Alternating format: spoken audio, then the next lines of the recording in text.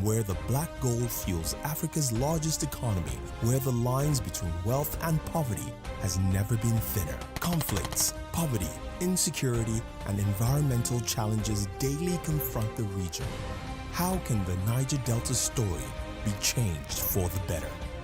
Join Mamude Akuga at 9 p.m. every Friday evening on PlusTvAfrica as he probes deep in search of solutions. Inside the Niger Delta with Mamude Akuga, the authentic voice of Nigeria's oil-rich region.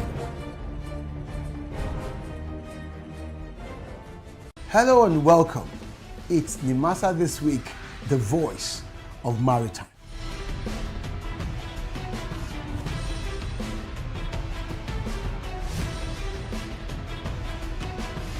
Nimasa This Week is brought to you by the Nigerian Maritime Administration and Safety Agency.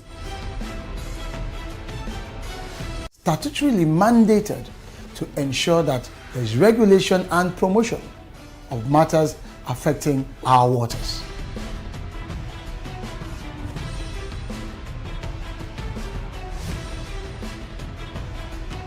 NIMASA bears responsibility for search and rescue, shipping development, and ship registration.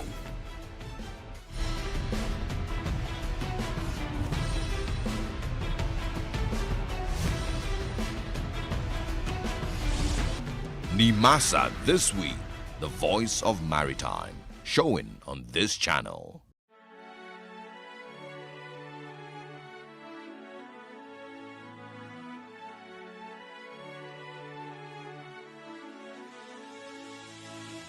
It is engagement we need to have. Those who suffer miscarriages are never taken into account. Members of the National Assembly are also influence peddlers. You are sitting on Nigerians' money. From the Babin, I pay my rent. On the Babin, I send my children to school. A consultative engagement. No any tangible notification before they ban us. It's one thing for people to be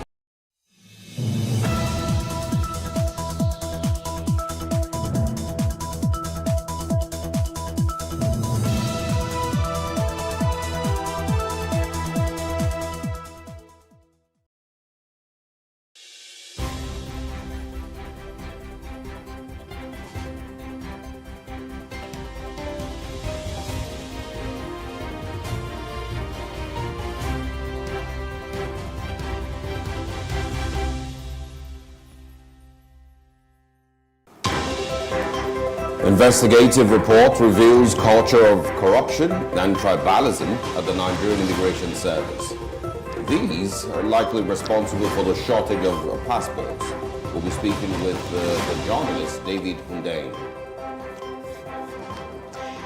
Independent National Electoral Commission (INEC) discloses it can handle electronic voting and transmission of results. All the details this morning. And also much more details on the front pages of newspapers. Sit back for Off the Press.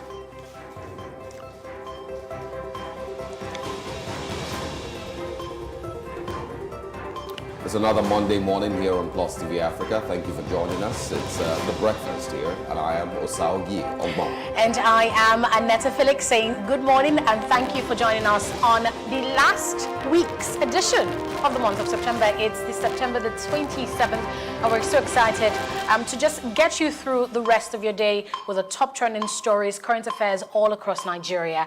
And good morning to you. Good morning. How was your weekend? Oh, fantastic. How was yours? It was pretty interesting.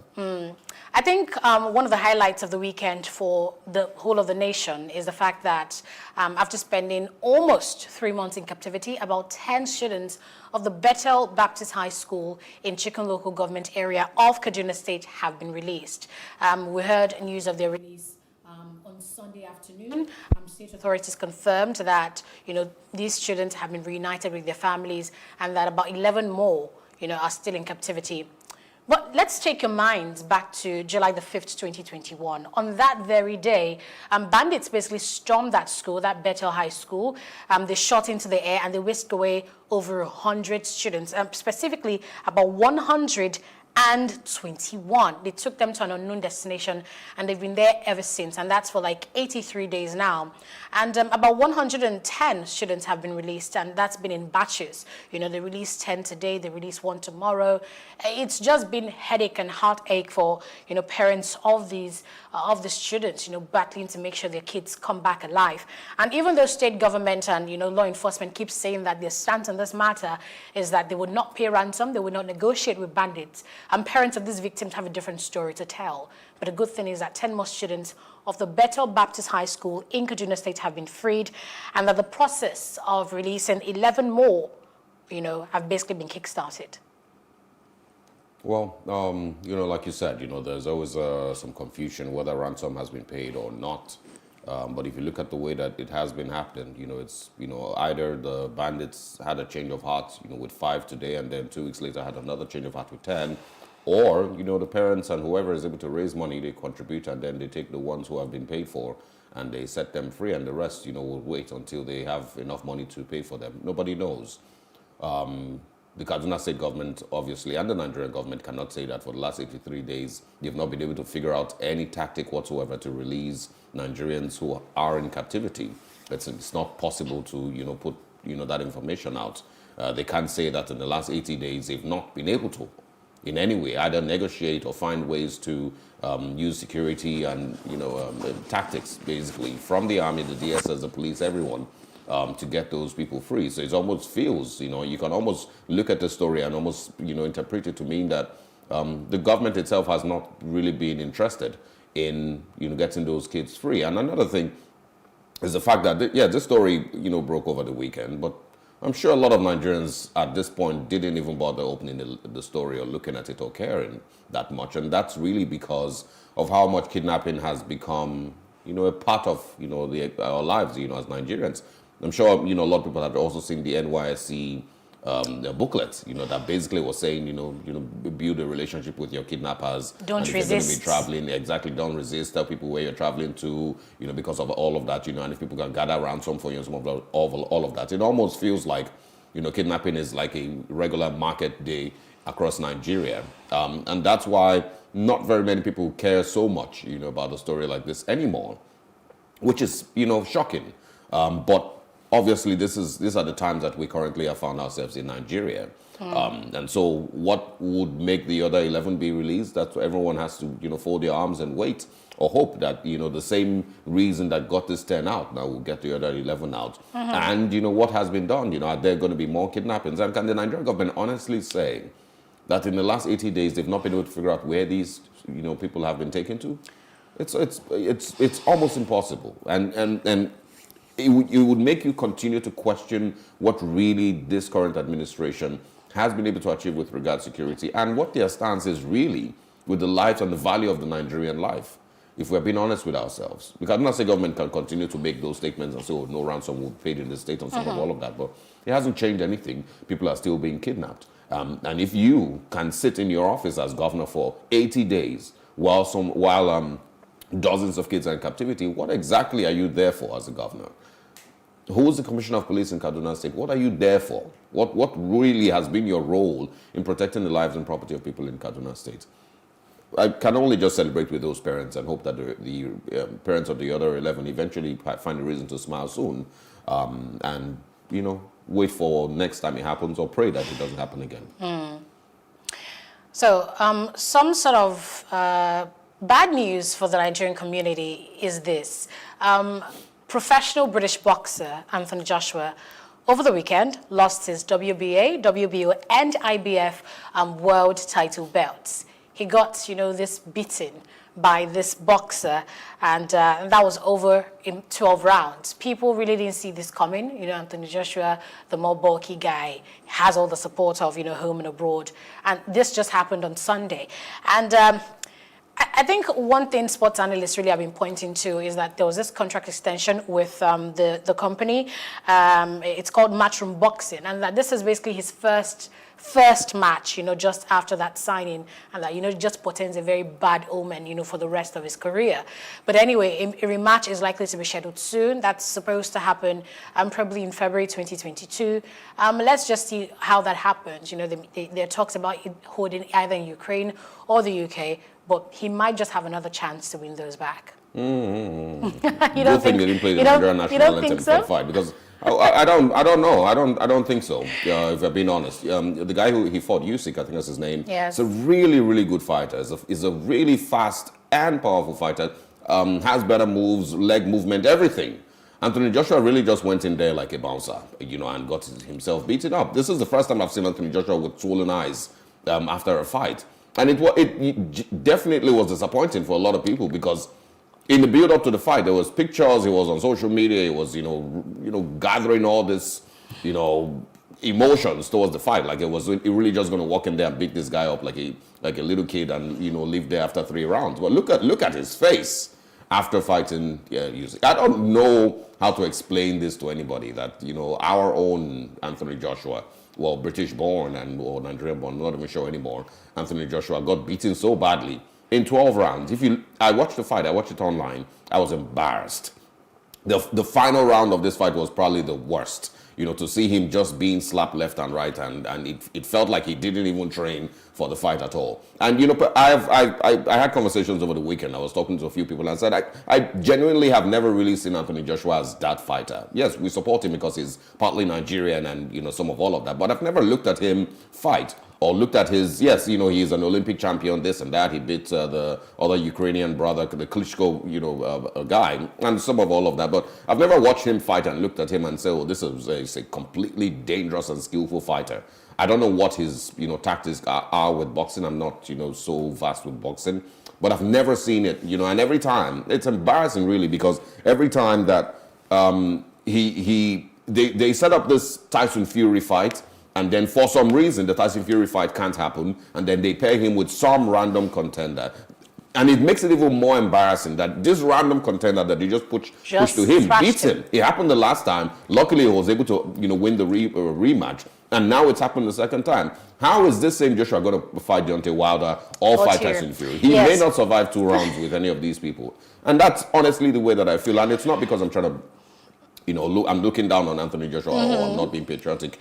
I just have never seen him as a very, very prolific fighter. But he's vowing to come back. Let's take a listen. Well done to the winner. And we'll be back again. Get back into training. Great 12 rounds. Great experience as well in the ring. And we progress from this point on once again. So we'll be doing it all again soon. What went wrong? Just taking a loss, but we'll get it right. Probably the 9th. From the 9th, I couldn't see in the 9th round. Couldn't see anything really. My eye was shut. But it was a good experience because, in adversity, you just got to learn to control yourself, stay on top of things. So when I couldn't see anything, it's the first time it's happened in a fight. So I was thinking, all right, cool. This is the first time. My eyes closed up in a fight, I can't see nothing. I'm looking at a one eye kind of thing. You've got to apply pressure behind your jab and your right hand, and you've got to keep him off balance, and you've got to put shots together when you get there.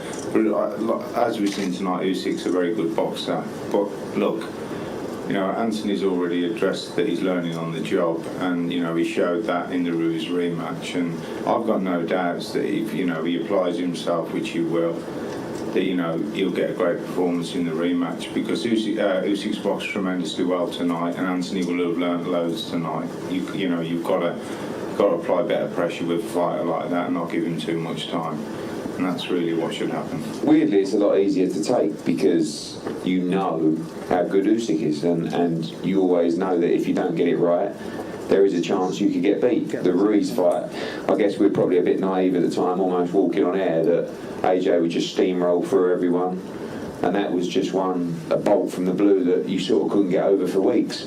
Tonight, you just say it's sport, You got beaten by the better man. What are you going to do about it? Go away, dust yourself down, improve, and try and beat him in a rematch. But that's all you can do. Well, good luck to Anthony Joshua. I'm really not even excited. We win some, we Did lose he some. steal? Let's Why was he beaten so bad? Lord have mercy. Let's cut him some slack. If he had won, the conversation would be different. And you can't expect to win all the time. So please. No, I mean, I get that. You know, Give him a I'm break. just really saying that I've never, and this is, you know, me personally, you know, and it's okay that I could be wrong. I've just never seen Anthony Joshua and thought he was a completely dangerous fighter, you know, really, really skilled fighter. Well, people have thought a lot of things about people and they went on to prove them wrong, so. Well, he's failed twice now. You know, yes, he will always get a rematch or, you know, another fight to hopefully claim his titles back, but this is the second time. Guess who proved someone else wrong? Arsenal. Tell us more about that match. I don't care about Arsenal, and this is a combination of things that made my weekend very, very bad. You know, first of all, Manchester United lost. Chelsea lost also. I don't care about Chelsea either. But they lost, you know, and then also Manchester United lost embarrassingly. And then to make matters worse, you know, I thought I was just going to complete the weekend with, you know, everybody losing, including Arsenal. But then Arsenal won Tottenham. And then Anthony Joshua lost. It was just a very, very bad sporting weekend. But congratulations to Arsenal, finally returning to winning ways. You know, I'm sure by their last game, a lot of people were already tweeting Arteta out, but hopefully this one will keep him there for a little long time so that eventually will finish 13th this season. He wouldn't be sacked, you know, and that's the way it always happens with Arsenal. You know, they win one game and then everybody relaxes and so, you know, Arteta is a good coach, and, you know, then they lose another 5 and then they want him out, and then they win one game and then eventually they finish 11th or 13th this season. So good luck, you know, and congratulations to them. I didn't get to watch the game, but, you know, for Arsenal fans across, you know, the world, I'm sure that they were very, very excited. It's a local derby with Tottenham. You know, I think it ended 3-1, I believe, which is really, really good, you know, to see Arsenal score more than 1 goal in a game or even getting to win any game. So I'm not happy for them, but congratulations to Arsenal fans. I mean, it's sports. Anything can happen. Yeah. So yeah, that's it on Top Trending this morning. Let's take a break and see what's trending on the papers. Stay with us.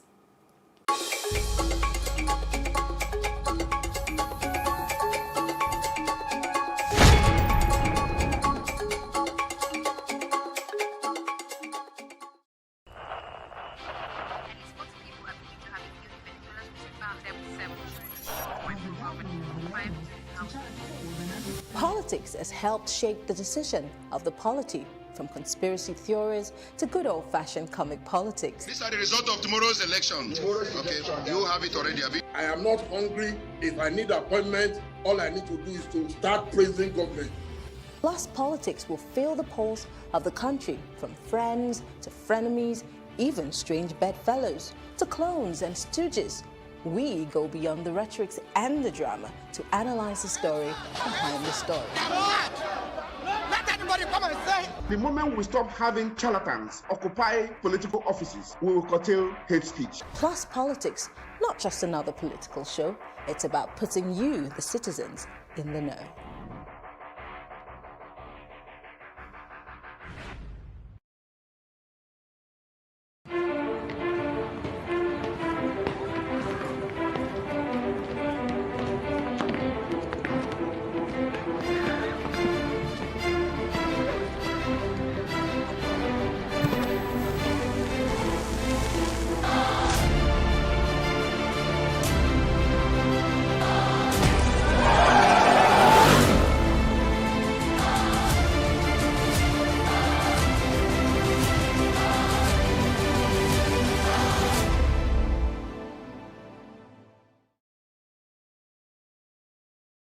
Praise God, from whom all blessings flow. Welcome to your favorite program, The Moment of Truth, brought to you by the Citadel Global Community Church. Our God is a God of salvation, far above all principality and power and might and dominion, that regardless of what happens in this season, you will escape. Say to your neighbor, there is no peace for the wicked. The lazy man does not rouse what he took in hunting, but diligence is a man's precious possession. Finally, my brethren, be strong in the Lord and in the power of his might. Moment of Truth with Pastor Tunde Bakare, Sundays, 7 p.m. on Plus TV Africa. Hey, what's up, guys? You're welcome to another edition of Plus Event, and I remain your host, Ifeoluwa Oshuke. Your absence isn't an excuse anymore, as Plus Events is all you need, as we bring you the glitz, the glamour, and loads of fun. Oh, definitely. No question. He's a living legend.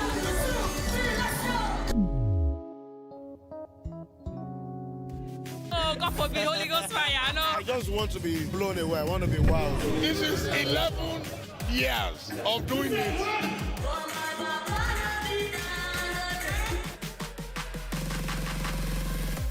I'm surrounded by so much positivity. No, it's okay. Yo, what's up, my people? It's your boy Starboy Terry. You're watching Plus Event on Plus TV. Stay glued to Plus TV Africa every Saturday and Sunday, 4:30 p.m. West African time. Nigeria, by extension, Africa, is faced with a lot of challenges. The growing youth population with little engagement, that is a ticking time bomb. We are a blessed people with diverse culture and highly cerebral minds who have a lot to say. And yes, we are talking. It is important we drive the right conversation that informs, inspires, influences thoughts and action. If we say there's beauty in our diversity, then let us embrace our diverse culture. We must continue to courageously be the voice of transformation, as we are the hope for the future. Yesterday's conversations shape today. What are you saying to shape your tomorrow? We know you have a lot to say, and we are here to hear you.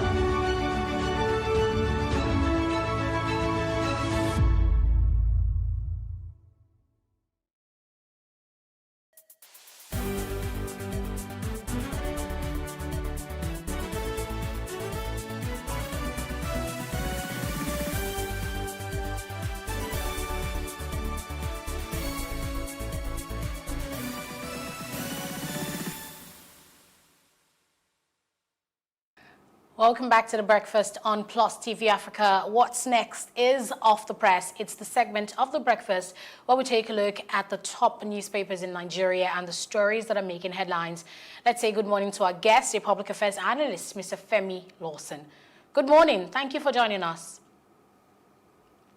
All right, let's begin with the Punch newspaper. Headline says, COVID-19 business booms. Inbound travelers bribe officials to evade test.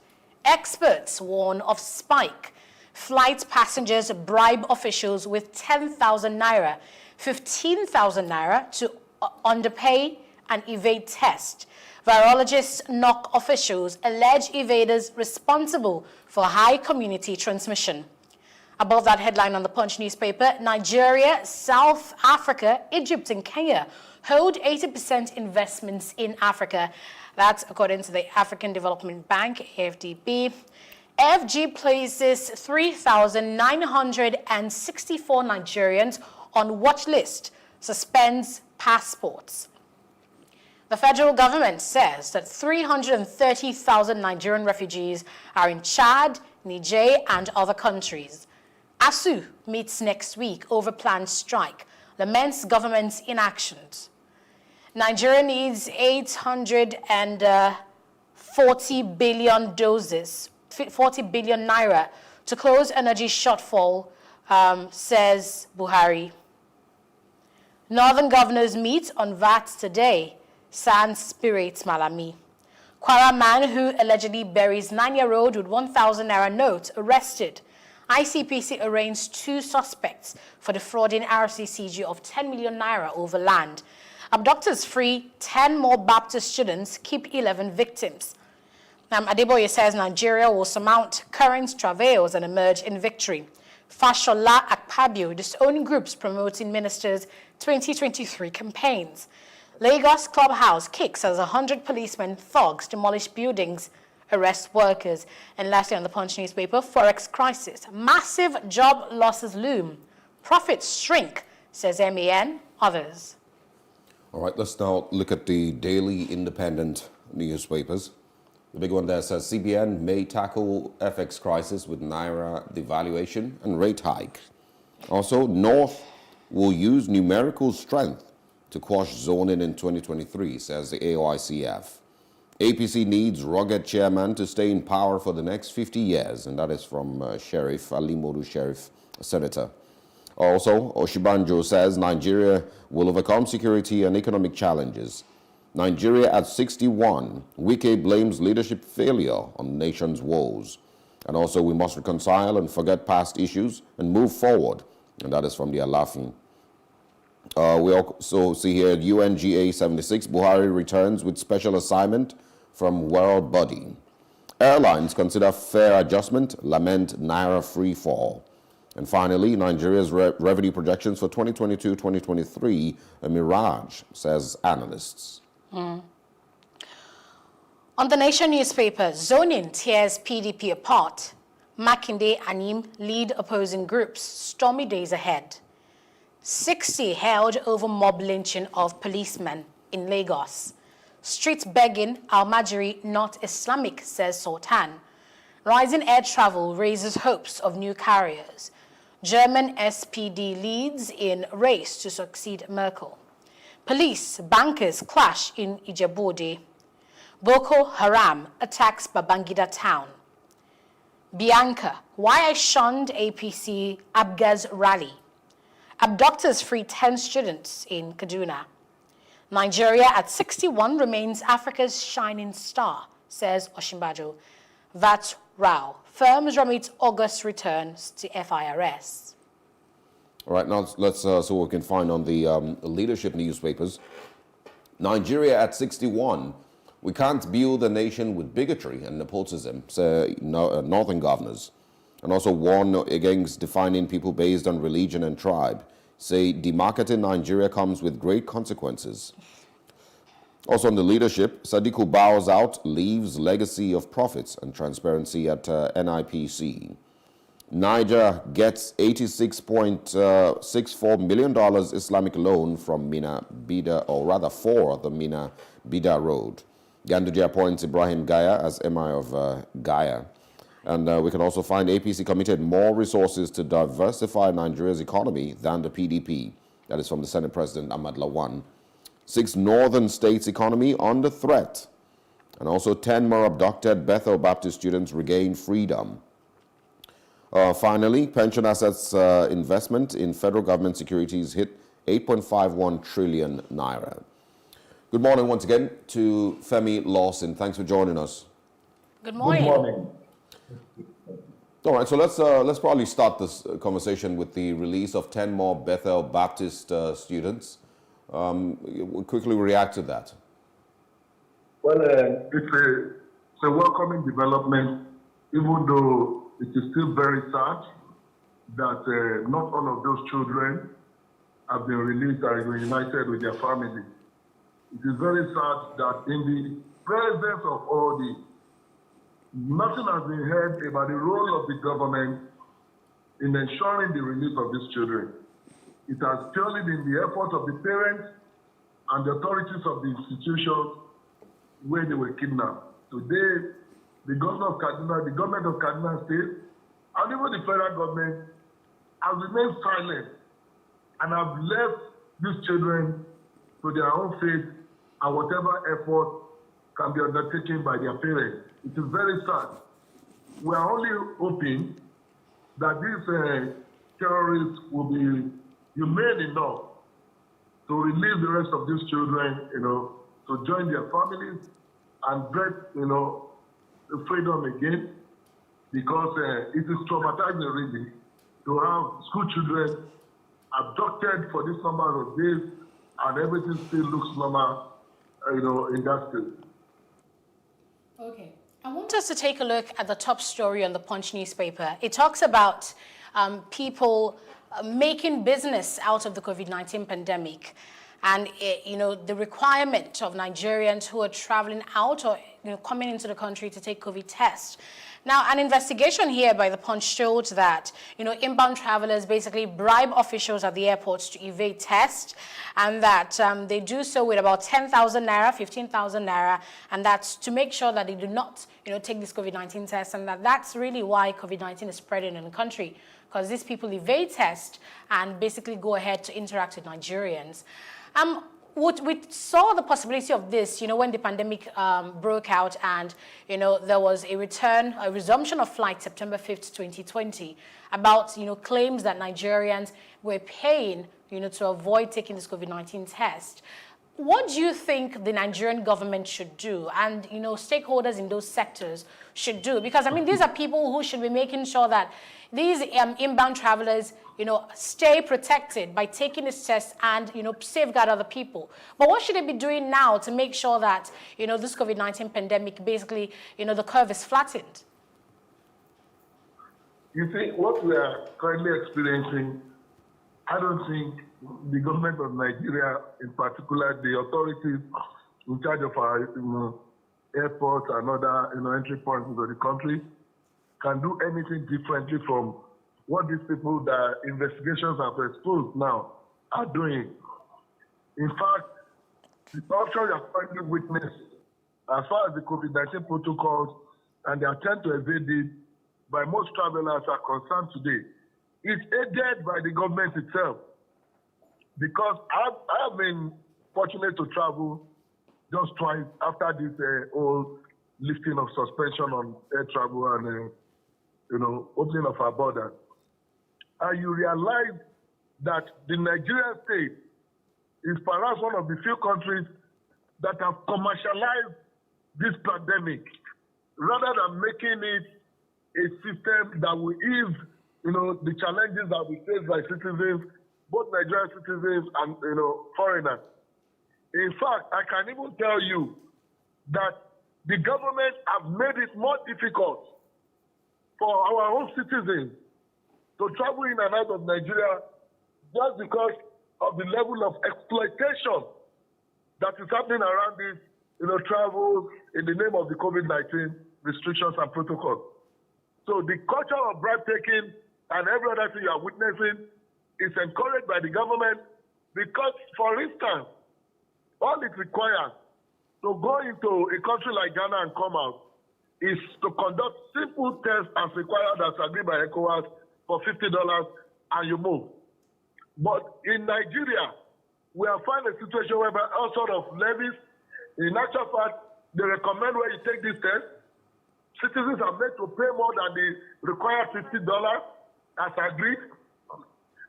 Then you find people coming into Nigeria placed under all sort of levies, including, fees for, isolation and whatever you call it. So these are things that have been aided by government itself.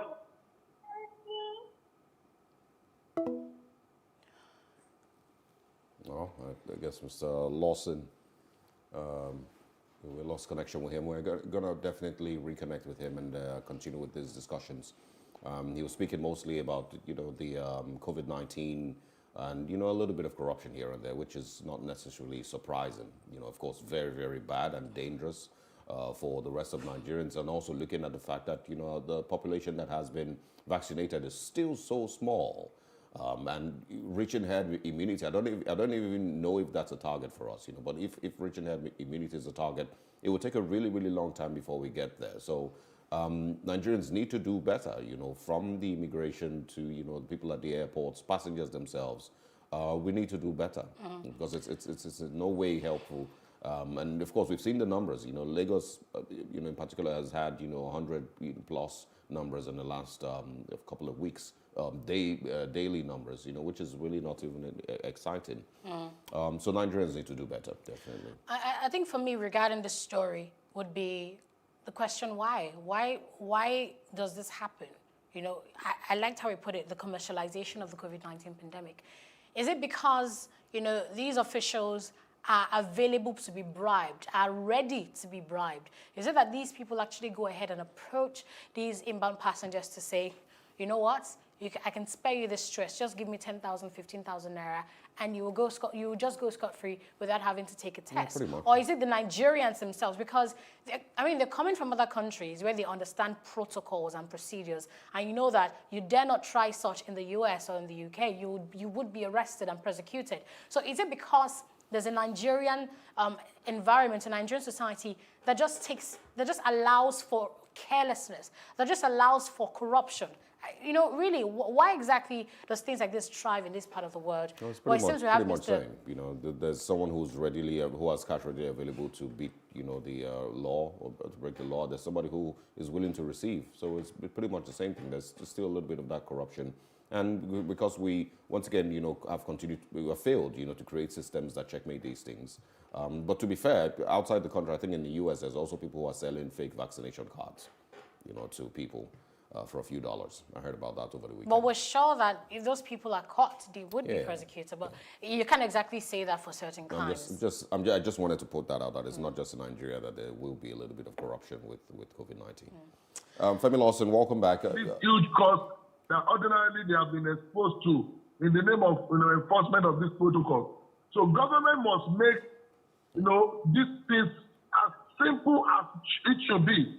You should make traveling into Nigeria and leaving Nigeria as simple as it is in compliance with the COVID-19 protocol, without unnecessary exploitation and fee charging, which we encourage people to begin to boycott the processes of payment or trying to pay lower than they should pay ordinarily, which is now promoting corruption around what ordinarily is a pandemic that should worry all of us.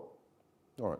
Femi Lawson, let's move to something on the Daily Independent, the top left corner, it says the North will use numerical strength to quash zoning in 2023, and that's from the AYCF. So let's get your thoughts on that one also. It seems like a very big, interesting discussion.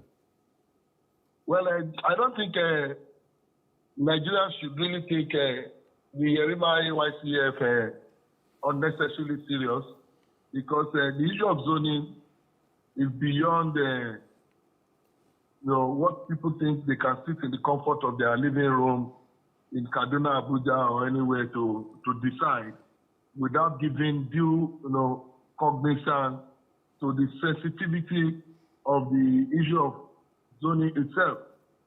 Zoning is a question of morality, it's a question of fairness, equity, and justice, which democracy in this part of the country, the world, is built upon. And the truth is that every time they talk about this numerical strength, I think we should begin to interrogate the numerical strength that this element from the North are always laying claim to. Where is the numerical strength when President Buhari contested election 3 times and was winning election in the North, but never won election as the Nigerian president in 2003, 2007, and 2011? Were there no numerical strength?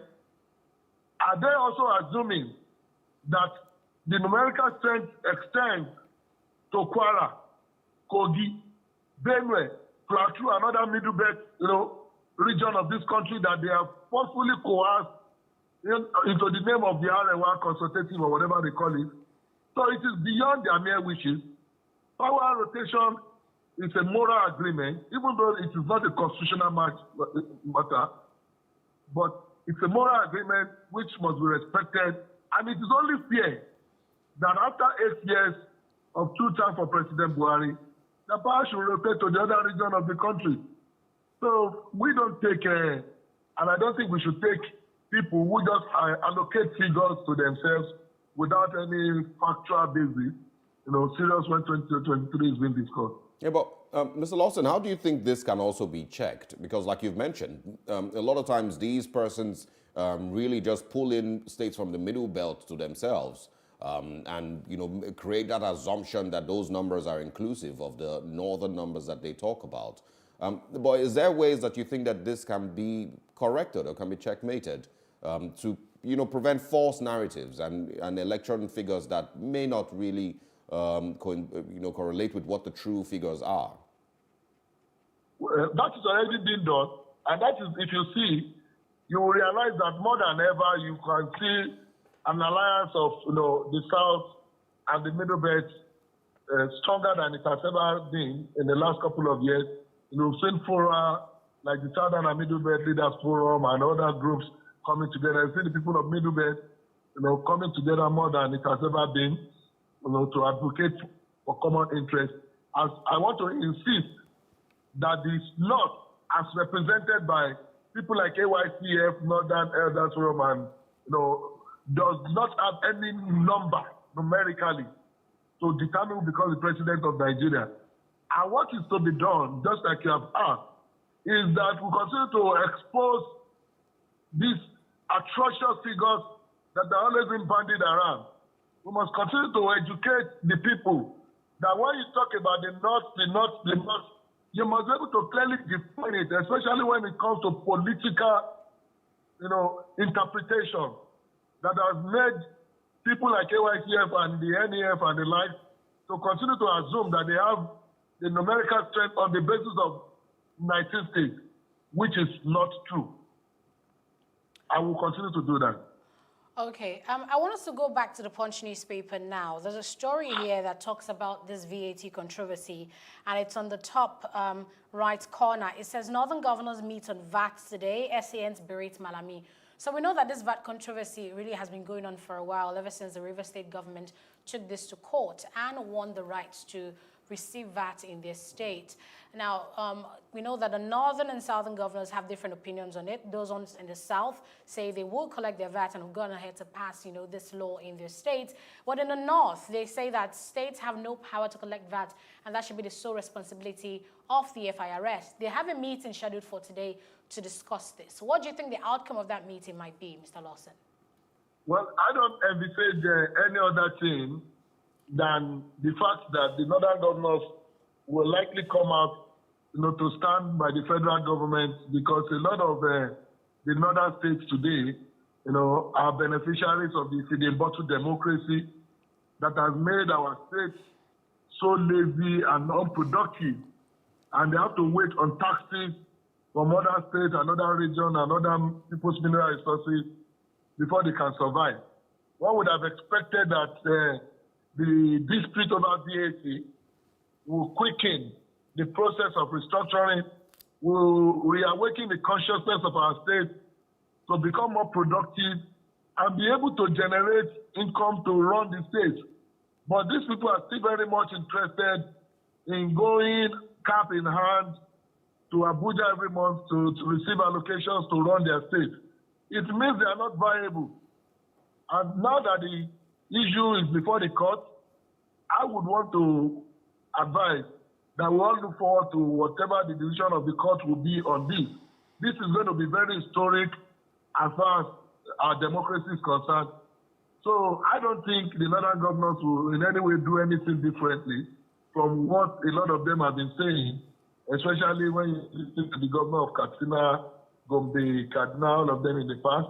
You realize that they want to keep benefiting from the pots which they are contributing little or nothing to, in the name of the FIRS power on the VAT. So I think we should not expect anything differently from what they are making. All right. Now let's also look at the president's UN General Assembly, speech, and it says here on the Daily Independent, Buhari returns with special assignment from world body, and that's with regards to UN GA 76. So quickly share your views on the president's speech at the UN General Assembly. I think there was also something he had discussed with the leader of the Netherlands, and then also the special assignment from the world body. Come again, please. I'm saying, can you share your thoughts on President Muhammadu Buhari's time at the UN General Assembly 76 that took place sometime last week? And then on the Daily Independent, bottom right of the screen, it says there that the President Buhari returns back to Nigeria with a special assignment from the world body. Right. Well, it is good that President Buhari was physically present at this session of the UN General Assembly. And it's also impressive that he was able to make certain categorical demands. And it's also very good that as a takeaway, he has also been advised to go back home and play a critical role in addressing the question of insurgency, not only in Nigeria, but around the region of West Africa, where terrorism is on a fast emerging trend. But it is very good that we remember that President made a plea for debtor nations to consider the possibility, of writing off our debt again, like we have always been asking. But I don't think it is also morally correct for us to be seeking debt cancellation at a time where we are even making bids for fresh loans from these same, countries that we are asking to cancel our debt. Because it looks more like we are not coming to equity with thin hands. We must be ready and be willing to show that we are now able to be productive. We are able to at least finance and run our countries without necessarily resorting to external borrowing before we can begin to make this kind of plea that President Buhari made, during his trip to the UN General Assembly. And on the issue of terrorism, I do not want to totally agree with the president where he claimed that Boko Haram has been dealt with, even though they still exist. I think it sounds a little bit contradictory, especially when you look at what the ISWAP, the Boko Haram, has been doing in the last couple of years in Nigeria. Only yesterday, we were reading reports of an ambush on a number of our military personnel, and we are not only battling with Boko Haram in the northeast any longer, but also another trend of terrorism in the northwest that is spreading fast even to the middle belt and other parts of the country. So I think these are the challenges that President Buhari must take seriously, especially that he has been admonished to go back home and also address the issue of terrorism, not only in Nigeria, but around this region. So I think that's my view. Okay, I also want us to look at this story.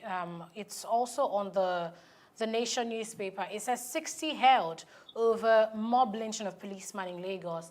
And we spoke about this last week, Mr. Lawson, that police officers had gone to Ajao Estate to basically arrest motorists, basically people who drive what is popularly known as Okada in Nigeria. They said, this is banned in Nigeria, and all people who, had those were going to be arrested and their motorcycles seized. But these people seem to have had, that up to their necks. They attacked the policemen, they vandalized their vehicle and allegedly killed one of the police officers there. So the story on the Nation newspaper on the top left corner is saying that 60 people have been held, have been arrested over the death of this particular police officer.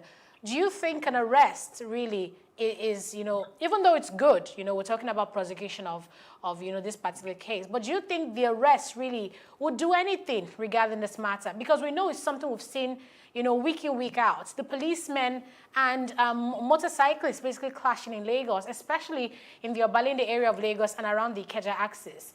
And do you think the ban on bikes in Nigeria is something that really would work? Well, it's banning motorcycle, especially those I call unregulated, motorcyclists, it's an inevitable change. When you consider the security situation in the country, a lot of times it is easy for us to hide under the guise of unemployment and the lies and they need to encourage people to do something, and begin to justify the operation of this motorcyclist. But whether you like it or not, for a group of people that could assassinate a chief superintendent of police, a senior police officer, tells you how dangerous this group of people have become. Let me also remind you that the most dangerous situation where we have found ourselves now is that you find these people moving into our community in droves, unregistered, undocumented motorcycles, undocumented. A lot of them are even illegal immigrants from Chad, Niger, and every other part of the region. But they are here operating, and you must blame the government. In order to, I want to hold the government responsible for the death of that policeman.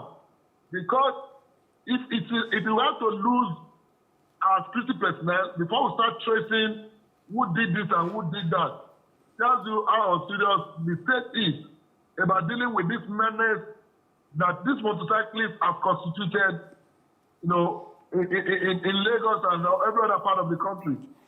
It is possible that we have motorcycle operation in some part of the state to ease the burden of transportation. But in so doing, these operators must be documented. They must not be seen riding on registered motorcycles. They must not be seen riding without license. Sometimes you even see them as young as 16, 17-year-olds riding motorcycles. The state is promoting lawlessness, and that's why we are paying for it with the lives of that innocent policeman that was killed. So beyond arresting those 61 or thereabout people, the government must be serious in ensuring that we limit the influx of these illegal immigrants into our society and begin to document who is who, whether you're a motorcycle rider, whether you're a child pusher, whether you're a shoe shiner or whatever. The influx is alarming, and it's a major security threat, not only to the security agencies, but to even ordinary innocent people of the state who are now so vulnerable. And there are times people are just driving in their vehicles and they have, minor accident with these motorcycle operators, and before you know it, there's a mob action and vehicles are distressed. Sometimes people are lynched. So the state must not wait until they kill policeman or any other personnel before taking a drastic action against these activities of motorcyclists that is becoming a menace, in Lagos State. All right, Mr. Lawson, I think you can just go on with this because we're about to wrap up. So I want you to share your thoughts on what you think should be done. Should these motorcycles be completely banned from Lagos State, seeing that, of course, there's still some lack with the public transportation system? And how can they be better regulated? I want you also to put into consideration that a lot of these persons that we're seeing riding motorcycles, if we're, being honest, a lot of them may not even be from Nigeria itself. How can this be regulated? And do you think that we can even still pull this off? The question of motorcycle isn't a problem of unemployment. I'm beginning to disagree with it at this point because I've realized that most of the people who now operate motorcycles in Lagos are not even Nigerians. A lot of them are not even from here. And I don't think the Lagos State government is under any obligation to provide employment space or opportunity for foreigners who are illegally in our country, who are not documented. So as far as that's concerned, those illegal immigrants operating motorcycles have to be eradicated completely. And perhaps we still have reason to retain local operators who can be profiled, whose identity can be known. Their operation has to be limited to particular areas of the state, especially when we also consider that the state has not been able to do enough in addressing the problem of transportation vis-a-vis the nature of our roads, and the inadequacy of public transport system. But if we would have motorcycles operating as a means of transportation, not on our major highways, but to ease transportation in selected areas in the state, it must be operated by people who are known to Lagos and to Lagos people. Not these aliens who are traumatizing and are killing our policemen and harassing our citizens. All right. Femi Lawson, thank you very much for your time this Monday morning. And of course, we wish you a very beautiful Monday ahead and a great week. It's my pleasure. Absolutely. Stay with us. When we come back, we're going back in history to 2008 to share with you some very major feat that was achieved by China on this day in history. Stay with us.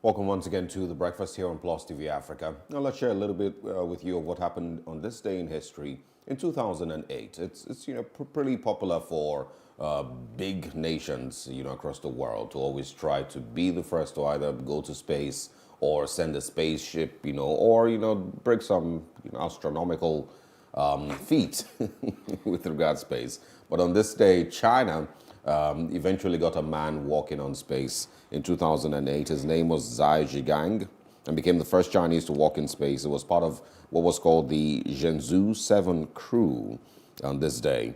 It also was one of the technological feat, that Beijing wanted to ensure that they pulled off or they carried out for the rest of the world to see. He entered the spacecraft safely after a walk of about 15 minutes, marking the high point of China's third manned space flight, which had received a blanket media coverage. The risky spacewalk was a step towards China's long-term goal of assembling a space lab and then a larger space station. Of course, the Communist Party in China back then also massively celebrated this feat. Its first manned space flight was in 2003, followed by a two-man flight in 2005. And then on this day, Zhai Zhigang, as it's pronounced, eventually was the first Chinese to walk on space. Always very fascinating because I really don't even understand what this means. Where do you land? Where exactly in space are you? What planet exactly? And, it would just always be fascinating to imagine what this whole experience will be like. Because I remember also when we had those conversations about Elon Musk and Richard Branson, taking the first flights into space, by regular passengers, non-astronauts. There was also people who were mentioned that it's not necessarily going into space. It's really just going to get to a particular place and then turn back. But for these Chinese and of course for the Americans who were the first people to walk in space, what exactly are you walking on? Is it gravel? Is it red sand? Is it snow? Sorry. I'm trying to figure it out. Are the roads over there tarred? Wow. Comedy Mondays. Is it like the Beanie Red Sand? I don't know. You know, what? Yeah, I can imagine, you know, it might not be working as we imagined it because, yes, they said it wore $4.4 million suit, which was, you know, really, really heavy, you know, but I'm not a space expert, but trust me, there's no sand or gravel or red sand. yeah, so what exactly is it then? Sand. Well, you could do more research about it. But we know that so many countries, the world powers, the China, the Russia, the US, have all scrambled to get a piece, you know, of space, to be the first country. So why didn't they bring a little bit back? To be on space. And see, let's bring this back home. We have our Nigerian Space Agency. Why are we not doing anything to get our own Nigerian to be in space? Maybe they could send Osari to be the first Nigerian because planting the Nigerian flag on space. Many people have been working in space for a long time. That's funny. That's funny. That's funny. It just is undocumented. Our people have been working in space for a long your time. People? Yes. So there's no need wasting money with what Nigeria's space agency. But there's a lot with what space exploration can do. People are looking for alternative places to inhabit. They say the Earth is overpopulated. There's talks about space tourism and all of that. There's really lots of, you know, discussions about the science regarding space explorations. And yeah, more research really would teach us all more. Because definitely, to the ordinary man, they say, oh, a man works in space. What really is the import? You know, but for world powers, it really is a thing of, you know, basically to show that you have the capability, because you know what it takes to build a spacecraft. That's really what this is, you know, about. I mean, about over $4 million, you know, to build the suit to go into space. So it really just, in my opinion, one of the ways for world powers to show that they really have the might, the funds, you know, to do what they can and what they will. It feels like it's a, you know, it's a competition between, you know, world powers. You know, the U.S., China, you know, mostly, and Russia. Mm-hmm. They've always had that competition somehow, some way. So I think that's also what this is about. I don't think that in our lifetime we would ever be at a place where people can now, you know, move to space, you know, and live there. I don't think humans will ever be able to achieve that. In our lifetime. Maybe in another lifetime, you know, they will be able to pull that off. But for now, I don't think that will be possible. It's still very, very, you know, there's still so much research that needs to be done. And we also don't want to go back and, you know, go over there and bring back aliens or bring back, you know, a new virus from space. But we know that back in 2016, there was news about Nigeria planning to send a man to space by 2030. No, yeah, they said we had opened our own space, we had, you know, sent space satellites, and according to them, you know, we use the satellites to track insurgents, and that by 2030, Nigeria would send a man. Nigeria would carry out its planned space mission. No, really, for real. Even though it seems ridiculous, I mean, this is something that the government has definitely said. So, Nigeria's Nigeria's Minister of Science and Technology, Dr. Bunaya Onu, we have him on tape saying this will happen by 2030. So just a few more years. You better start putting your beats for, you know, making it to space by 2030. 12.5 kg of gas is 8,000 naira now. A policeman was killed in Lagos not long ago, sometime last week. I think we have too many problems. To be thinking about, you know, wasting money. Nothing stops us from dreaming big. Nigeria Air didn't even work. Let's stop wasting our time. Nothing should stop us from dreaming big. Ooh. If Nigeria says space exploration 2030, let's back that up. Once again, we've been doing it. From my part of the country, we've been doing it for too long. On drumsticks. Yeah, exactly. It's really not wasting money. Stay with us. When we come back, David Hundain will be joining us. He has, of course, released a very, very interesting investigative report on why Nigerian passports seem to be having challenges, and the passport booklets, rather, seem to be having challenges. We'll be talking about that right after the short break.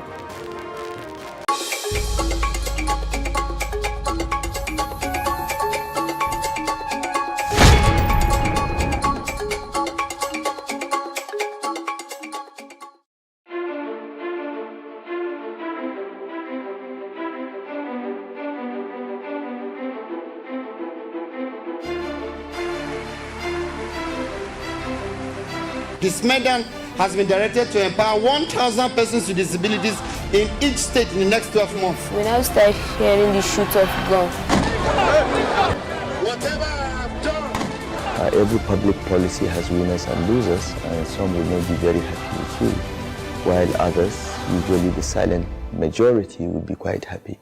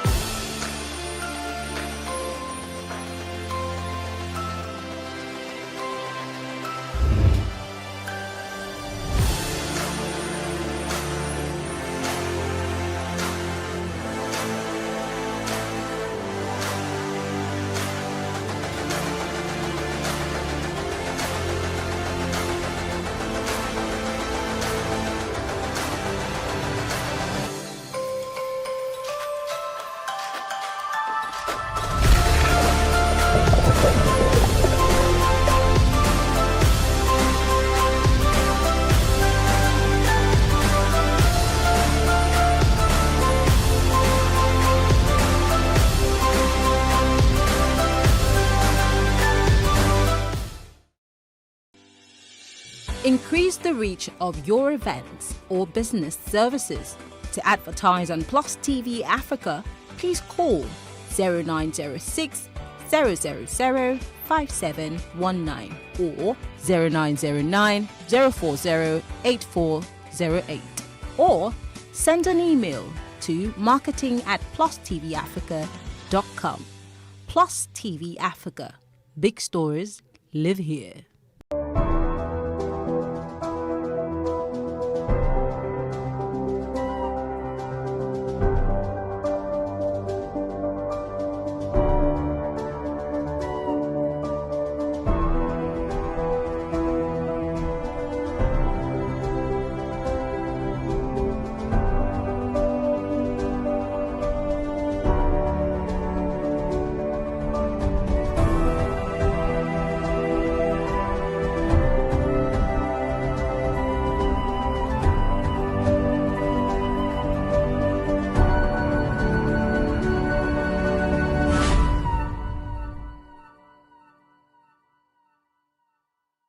There has to be a decision point. The way your baby's presenting, we have to rush you in. And my partner at the time was like, "You going to cut her? Are you going to cut her? Is it going to leave a scar?" And I said, "Am I a belly dancer? What is the problem here?" No, I'm vulnerable about the future of the children, the future of mine and the future of the generation of my children. I want to have nude pictures taken. Of you? Yes, Yeah, but we without have showing my references. private parts. I- I want yeah, to put it someone- in my front room. And they said, "You can't do that. People will be embarrassed when they came into your house." I said, "Well, it's my body and it's my front room." All the things that we do, what is the purpose of it? I just realized that I was more trusting before I was 6. So many women, they just feel like I have to cook for my husband, I have to breastfeed my children, I have to pick them from school. Because society expects Then you them go to. home and you cry and you stop your career, you can't do anything, then you blame everybody. You took that choice.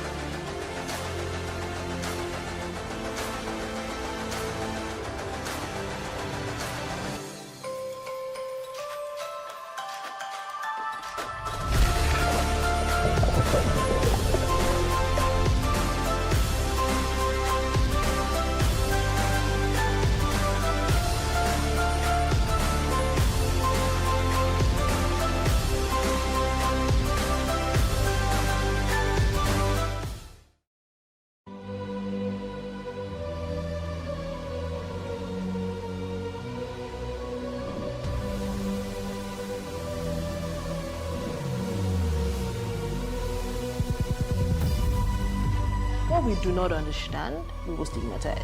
What you can see is the remaining of the tanker that exploded. The suspect equally confessed.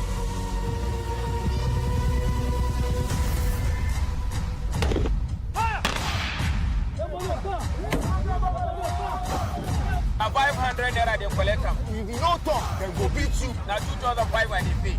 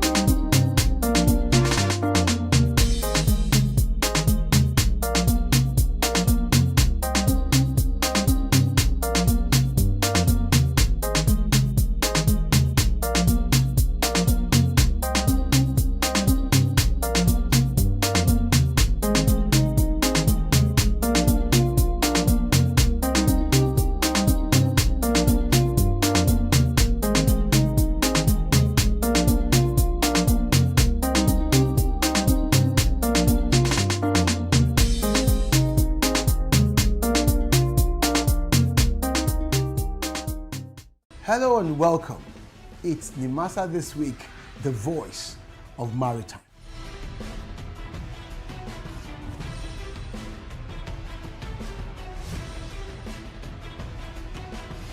Nimasa This Week is brought to you by the Nigerian Maritime Administration and Safety Agency. Statutorily mandated to ensure that there's regulation and promotion of matters affecting our waters.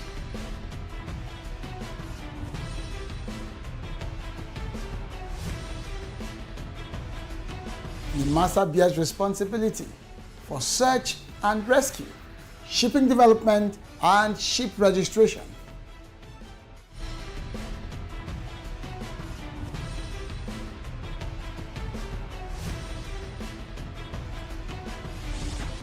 NIMASA This Week, the voice of maritime, showing on this channel. Nigeria's Niger Delta region, from where the black gold fuels Africa's largest economy, where the lines between wealth and poverty has never been thinner. Conflicts, poverty, insecurity, and environmental challenges daily confront the region. How can the Niger Delta story be changed for the better? Join Mamode Akuga at 9 p.m. every Friday evening on PlusTvAfrica as he probes deep in search of solutions. Inside the Niger Delta with Mamode Akuga, the authentic voice of Nigeria's oil-rich region.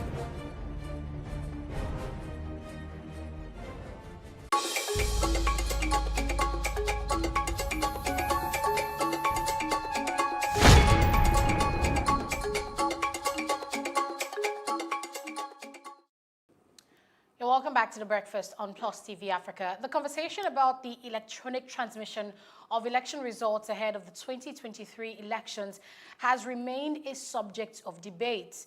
Now, INEC has published a 25-page position paper and basically say that it is ready for e-transmission of results. Let's invite public affairs analyst Mr. Ezekiel Nyaitok for more on this. Good morning, Mr. Nyaitok.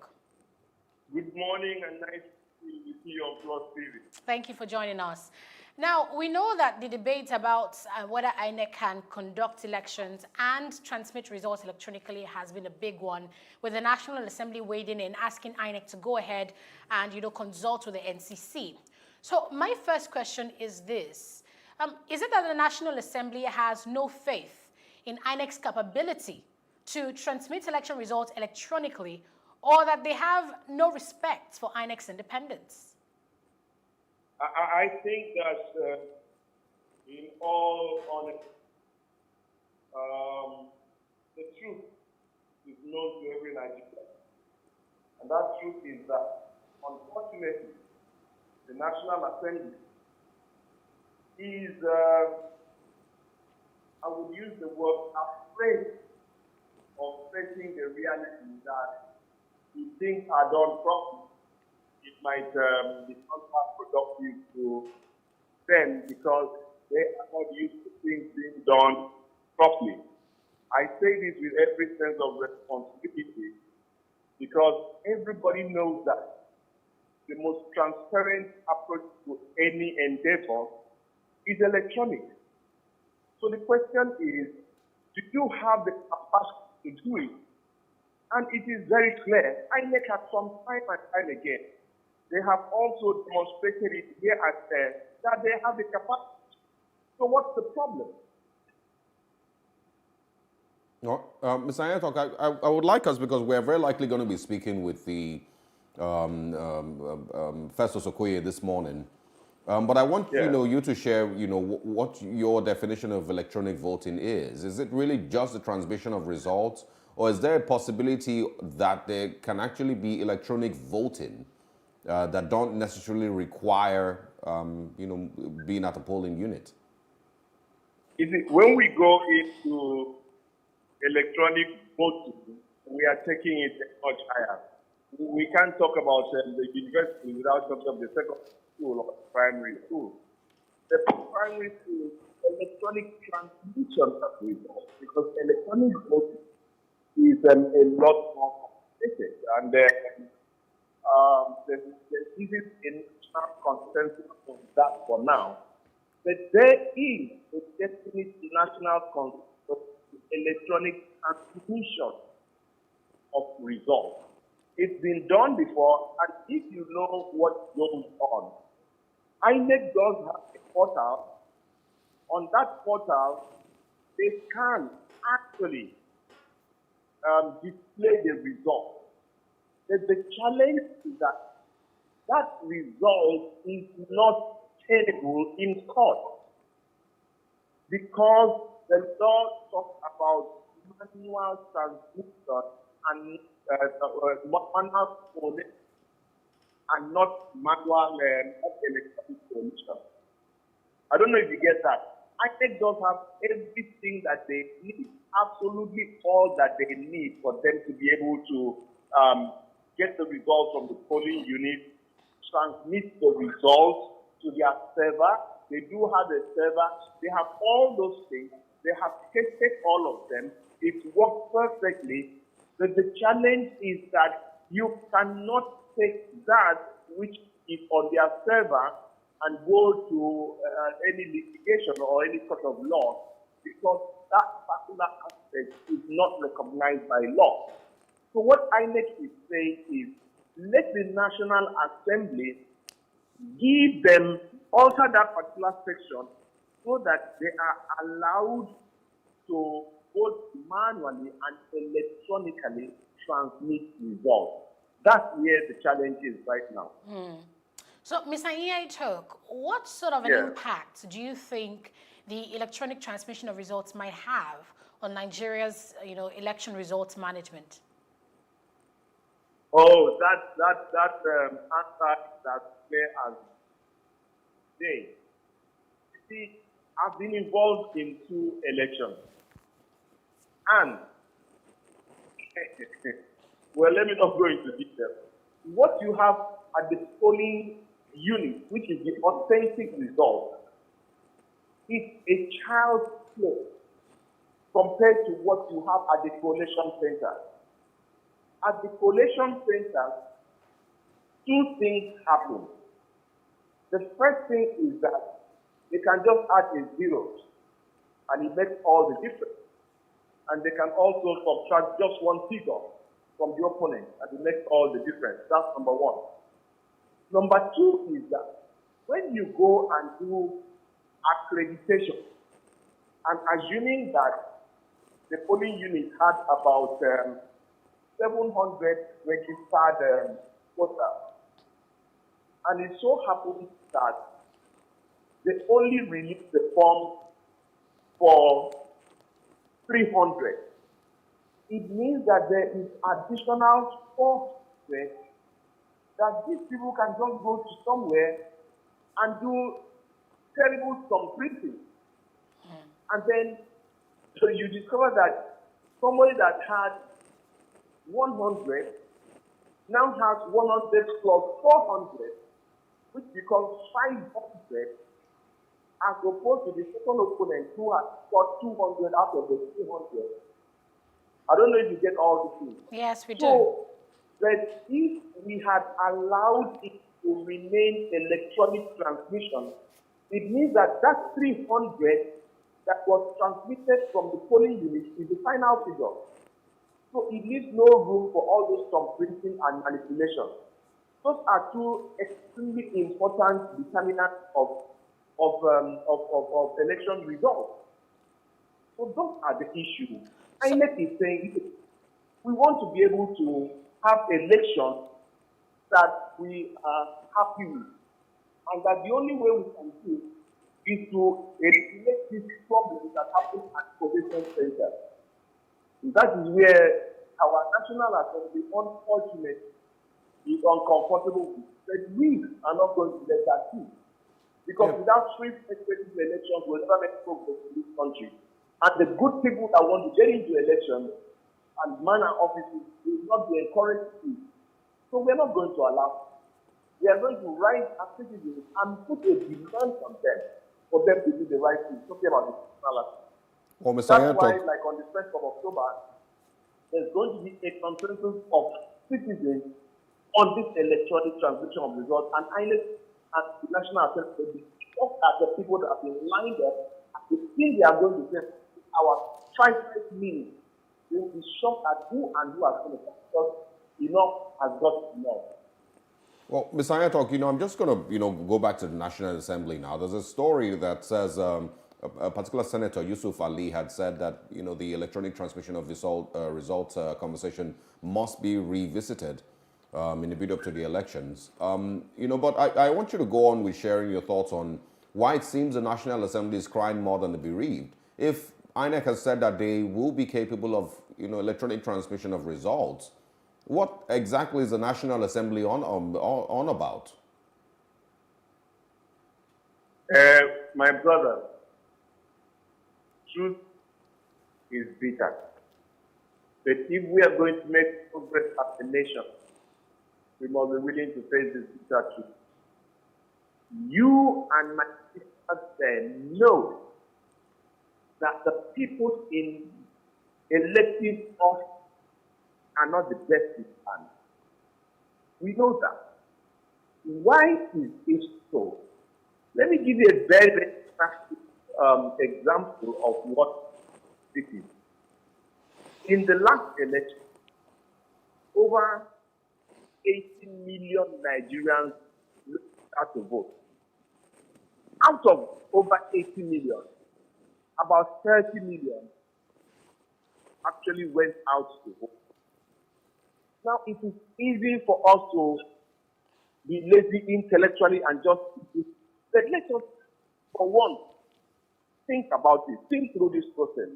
Why did over 65% of Nigerians refuse to go out? I will tell you two reasons. Number one, if a man is asked to choose between the rock and the hard place, and he says, I don't have to do it. That's number one. Talking about the candidate. But the worst is the process. You know that these people will announce what they want to announce. So why do you bother yourself? Let them just go ahead and announce. But if you solve that second problem first, let people know that their votes are going to count. Two things happen. Number one is that those people that are not just eligible but suitable, those people that know that they fit the offices involved, they will come out. Secondly, the citizens will now have a robust choice to make. So by the time we are able to make this process to be credible, 90% of the people in elective offices will not be there. How do you expect them? It's called the law of self-preservation.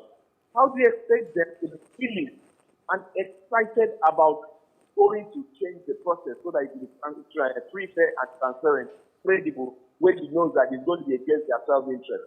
I think the time it has come when we Nigerians, the citizens, should just come out and demand. And that's what we have decided to do. And we are going to put constant pressure on government from 1st of October to whenever it's needed. This country belongs to us. It doesn't belong to them. It belongs to all of us. So, Mr. Ayatok, you've been mentioning this thing about October 1st and the supposed rally, in support of this. But what can you say generally about public support for e-transmission of results in Nigeria? It is overwhelming.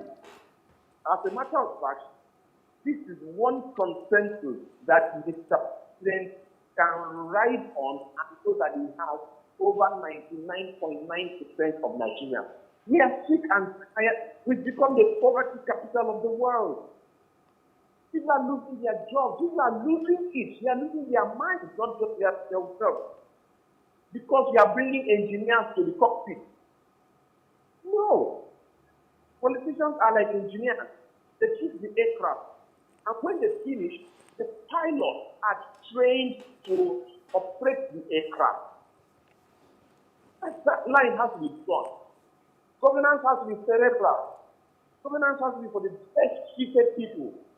And not a reward process. Oh, it is our turn. Oh, it's not their turn. What's that?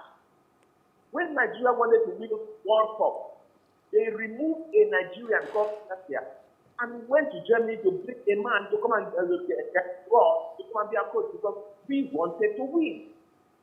On the last match that we had against Cameroon, about 8 of the 11 players were from the southeast. We didn't care. We just wanted to win. And we won and we qualified and the whole nation was happy.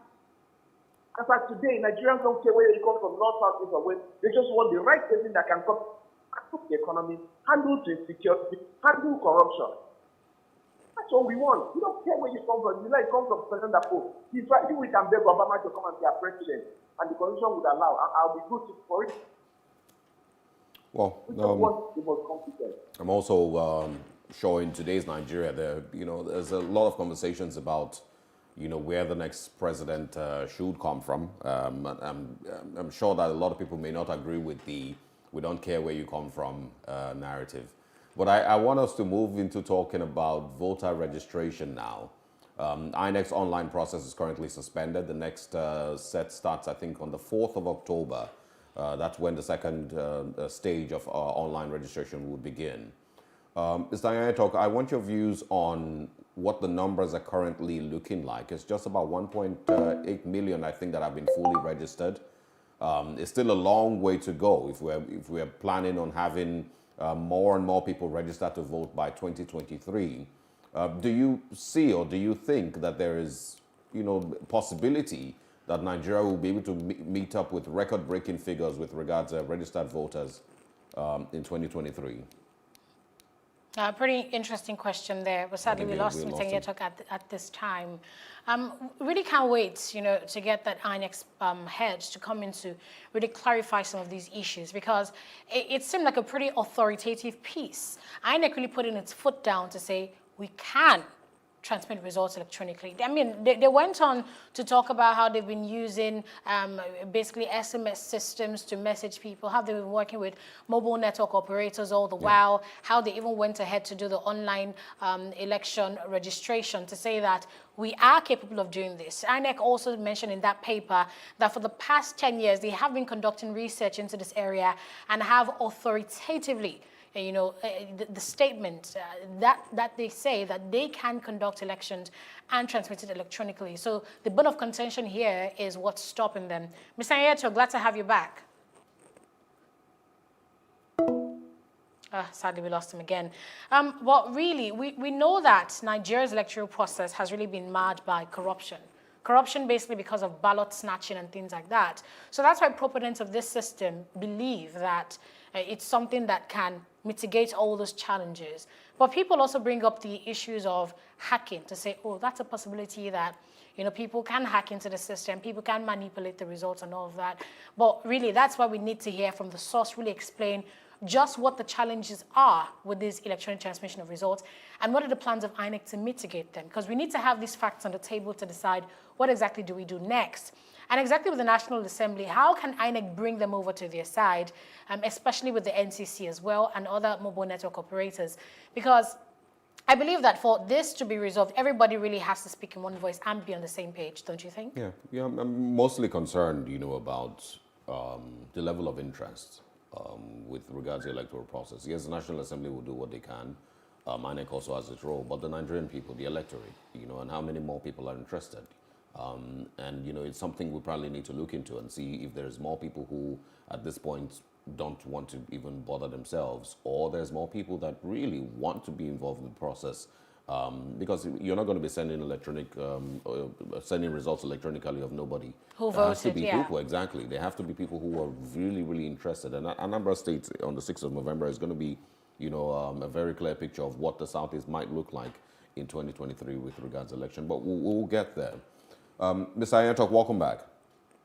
Thank you. All right, I was speaking earlier, I was asking you about your thoughts with regards INEC's registration of voters. Online registration is currently suspended. It's going to be starting again on the 4th of October. But what's your thoughts, or what are your thoughts really on the level of interest, that you've seen with Nigerians registering to vote and, of course, getting themselves ready for 2023? The numbers so far, just a little above 1 million that have been fully registered by INEC. There's 3 million plus that, have started the process that hopefully would be concluded pretty soon. But are these numbers impressive enough, or do you think that Nigerians could have done better? I don't know if it's really different, but now it's a little challenging. But I think you're talking in terms of the online registration that INEC was doing. Yes, online and general. Along that line of thought. If INEC shows you the response in the sense that if they gave you the analytics, you realize that when there was this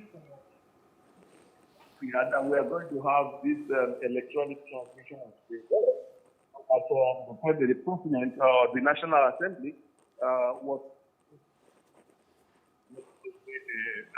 amendment, Electoral Act amendment. There was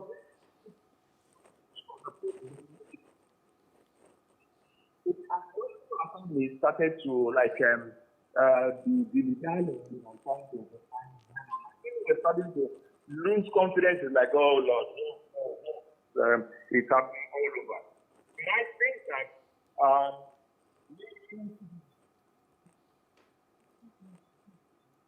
to make it clear that what the working system is, what is going to be free, fair, transparent, credible elections. So there is this of the registration, understandably, because of Anambra elections and all that, has given us time to raise up the people again. So by the time the portals are opened again, we are going to find a flood, a kind of a rush of people, because we feel as the time has come when we cannot back. We must demand. Office of the citizen is the highest office in the land. So we cannot afford the luxury of just sitting down and watching these people do their thing. We've done that for too long. And then we're now saying that no, not again. Henceforth, we're going to demand our rights and get our rights as citizens. All right, Mr. Iyatok, we know that this electronic transmission of results seems like the ideal right now. I mean, when we look at all the challenges, manual transmission of results, and see, how this electronic transmission seems to remedy those challenges, it seems ideal. But let's be honest, Nigeria is yet to achieve 100% internet penetration. So in those places where internet services are limited or even unavailable, what should INEC do in those places? And is it that there's going to be e-transmission of results in some places and manual in others? And how do we bridge that gap? Now, I wish people would hear me and hear me very, very loud and clear. Two things I want to say with respect to. Number one is that INEC has authenticated. They have authenticated that they have a minimum of 93% internet of Nigeria. They have made that clear in official documents. So, number one. Number two, the technology is like text message. It does not have to be instant.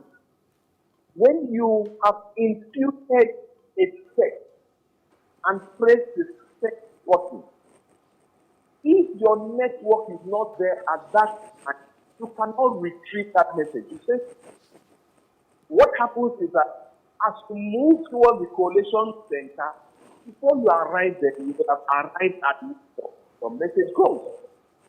So nobody is decentralized. The worst case scenario is that the distance between where you are or the distance between where you are and where you get to the network area, which could be 1 hour, depending on the distance where you are going to, your message goes. So people don't really know this fact. So nobody is decentralized. No. The worst case scenario is that there is a delay of maybe 1 hour or 2 hours, and for goodness sake, in a country where after 3 days, you're still trying to find out how to protect the results and carry from point A to point B. Then is it waiting for 2 hours that is important? All right. Mr. Iyatok, thank you very much for joining us and for, of course, sharing your views on this very, very Thanks. It's been a pleasure being on this. You couldn't see my face, but I'm cool with that. Absolutely fine. All right. Thank you so much. You're welcome.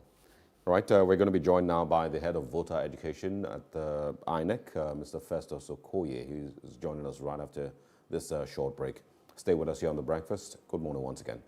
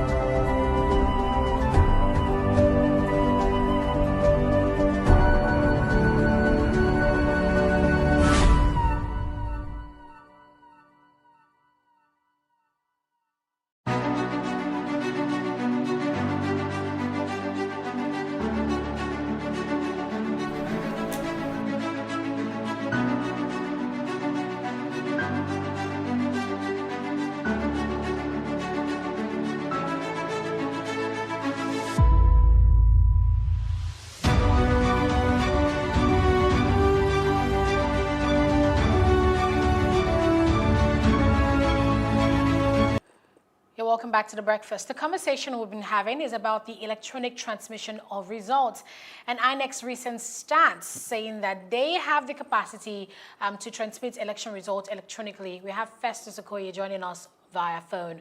Good morning, Mr. Okoye. Yeah, good morning.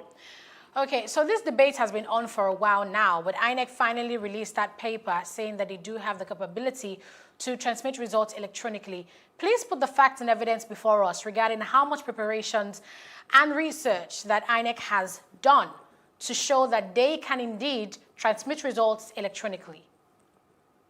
Well, you know, till the end of the 2019 general election, the commission has conducted 27 by-elections. And some of these by-elections revolved around governorship elections. We had a governorship election in Edo State. We also had a governorship election in Ondo State. And we uploaded the results of the polling unit into our INEC result viewing portal. And in all these other places where we conducted this election, we also did the same thing. So the implication is that we have proved to the Nigerian people conclusively that we have the capacity to transmit election results electronically.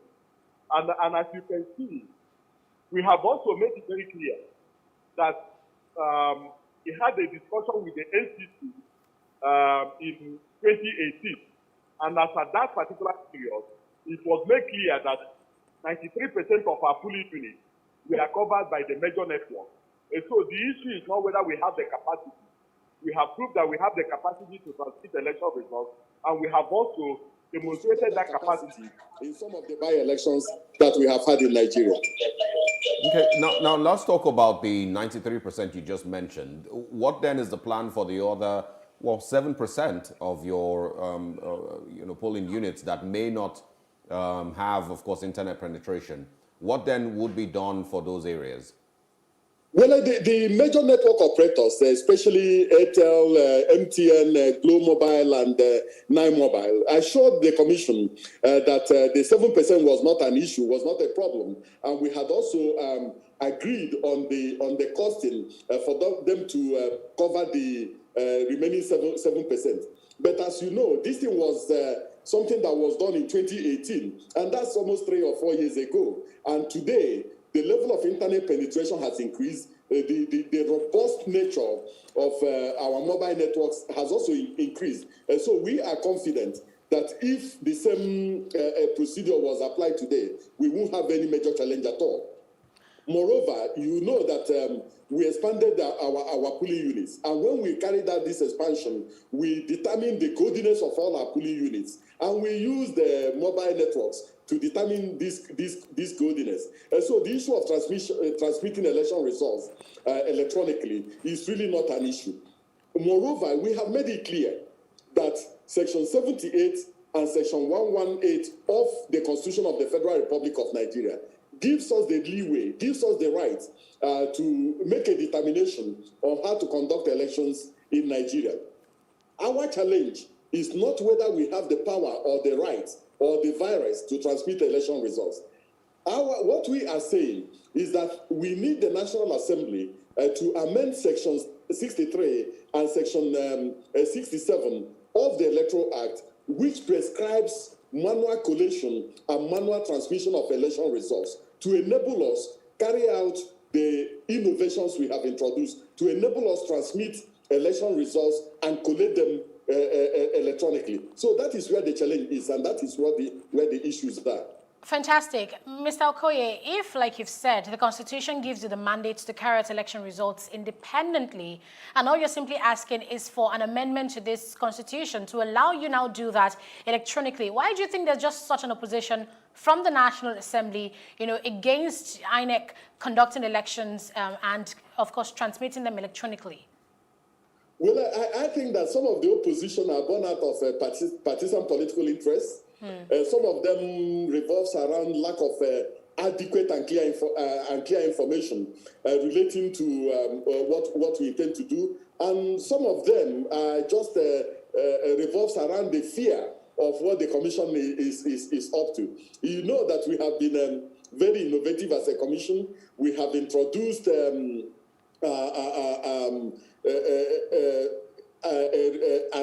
political parties nomination portal through which political parties upload the list and personal particulars of their nominated candidates electronically. We have also done that for civil society groups and organizations, and we have also done that for the media. And we have also used the ZIPA to upload polling unit results. And now, as you are aware, we have introduced the BVAS, which will enable us to carry out accreditation using the fingerprints and the facials of the voters, and increasing the level of transparency and preventing identity theft at the level of the polling unit. So I think it is fear of those who fear on the part of those who have been manipulating the electoral system for so long, and believe that if INEC introduces more innovations and improves more technology into the electoral process, our elections will become more transparent, and they will not be in a position to do some of the things that they are used to doing. Mr. Okoye, I also want you to quickly speak on, those who also have doubts with regards e-transmission of results, and those who say that, or who ask rather, is there a possibility that false figures can also be sent electronically? How is INEC going to ensure that this is not possible? Well, it's all these issues, we have sorted it out with the mobile network operators. And we have also done a penetration test, and also tested the robustness of our systems using those you call ethical hackers and so on. And so we have covered the issue of security in relation to some of these systems. Now, what we are saying is that if you look at the trajectory, the configuration of our elections is organized on a step-by-step basis. At the level of the polling units, you sort out the scores of the candidates and the votes of the political parties and enter them manually into from EC8A.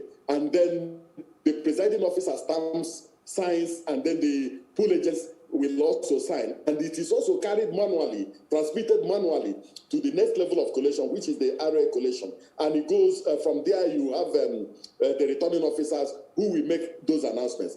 That is what we are saying should be changed to enable us do these things electronically and nothing more. Okay. Mr. Okoye, I want us to be honest, about this particular situation. What really are the challenges, the underlying challenges with the e-transmission of results as you're aware right now? And if you say there are no challenges, are you saying to Nigerians that if these sections are amended in the Constitution and you go ahead to transmit results electronically 2023, it will go off without a hitch?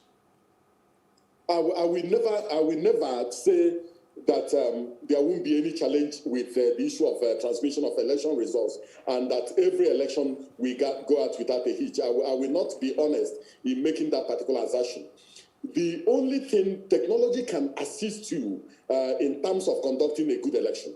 But technology alone cannot guarantee free, fair, and transparent elections in Nigeria. We have been test running and piloting electronic transmission of results for a 10-year period. And we believe that we have the courage, that we have the capacity to now take it to a national level. But if we are given the power, if the law is amended, we will start with smaller elections in terms of test running some of these things, so that if there are challenges here and there, we can obviate those challenges and then take care of those challenges. For instance, the beavers. We are going to use the beavers in Anambra State, but we had to go to Isoko South 1 State Constituency election to do a test run and look at the challenges we may likely encounter. And we have taken care of some of those challenges, and we are now going to deploy it to Anambra. So if we are given the leeway, we will use smaller elections, do real-time test run, and then see whether there are issues we need to take care of. And then we take care of those issues before we get to the 2023 general election, because it's dangerous to introduce a new innovation using a very, very big election. And I think this particular commission is very, very rational and reasonable. And we normally do real-time test run before we deploy at the national level. All right, Professor Sukoye, final question. If you can, as briefly as possible, share with us what the current status is with online registration, voter registration. And I believe it's also going to be resuming on the 4th of October. How is INEC encouraging more people to register online? Yes, so we are encouraging more people to register online. And I think that it's been a very, very wonderful experience. This is the first time any electoral management body in Africa is doing online voters registration. And the youths have been massively patronizing the online portal. And we believe that at the end of the day, the youths are going to form the majority of those who are going to be registered voters in relation to this continuous voters registration. So we are making progress, and we are very, very excited at what is going on. Professor Sukoye, Head of Voter Education, thank you very much for your time this Monday morning, and we wish you a very interesting week ahead. Thank you very much for coming. I really appreciate it. So you heard it from the horse's mouth there, Professor Sukoye, Head of Voter Education at INEC, saying that they do indeed have the capacity to go ahead and transmit election results electronically. And all they're asking is for amendment in certain aspects of the Constitution to go ahead and do so. But we'll see how the National Assembly eventually, makes that decision. But that's it on The Breakfast here today. Thank you very much for being a part of our day from 7 a.m. this morning. If you missed out on any part of our conversation, we're at PlusTvAfrica everywhere on social media. Absolutely, and we wish you a very interesting Monday and a beautiful week ahead. We'll be back here again tomorrow. I am Osaogie Ogbon. And I am Anetta Felix.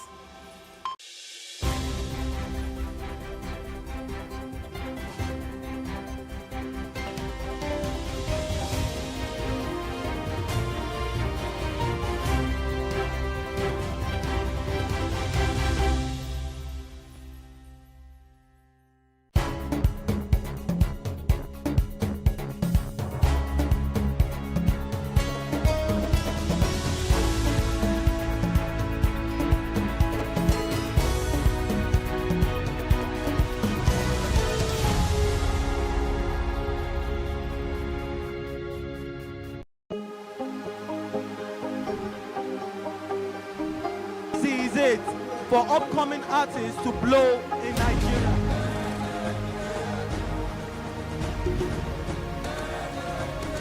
Welcome to Plus Trending. I am Bookie November, your host, saying thank you for joining us on today's episode. Welcome back. It's tea time on PlusTvAfrica. Practice makes perfect. I'm not perfect yet, but I'm a lot better than I used to be. He's a king. He's entitled to marry 100 if he wants to.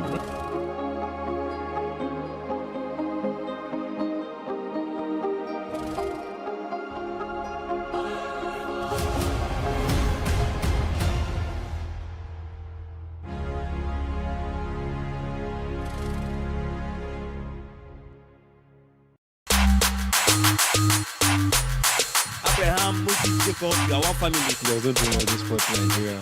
See how your body just dripping diamond.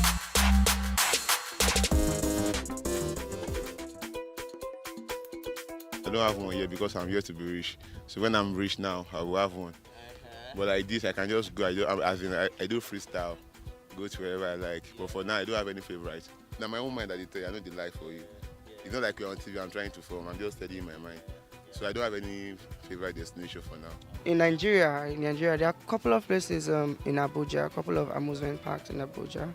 I usually, Wonderland, a couple of nice spots. Since I stay in Lagos, so my first destination is like Landmark Beach.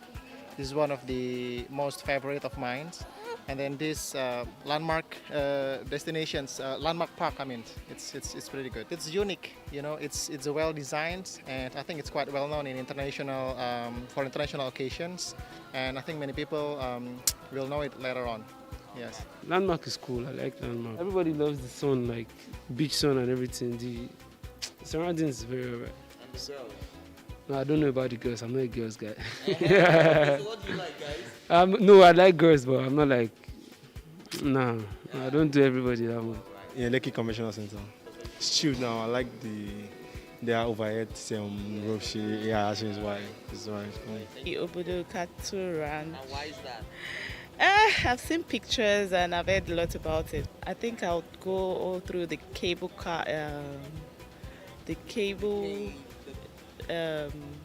Where I like Whispering Palms at Badagry. I like the place. It's serene. They have cool things. I like the place. So far, I would say the landmark has been pretty good.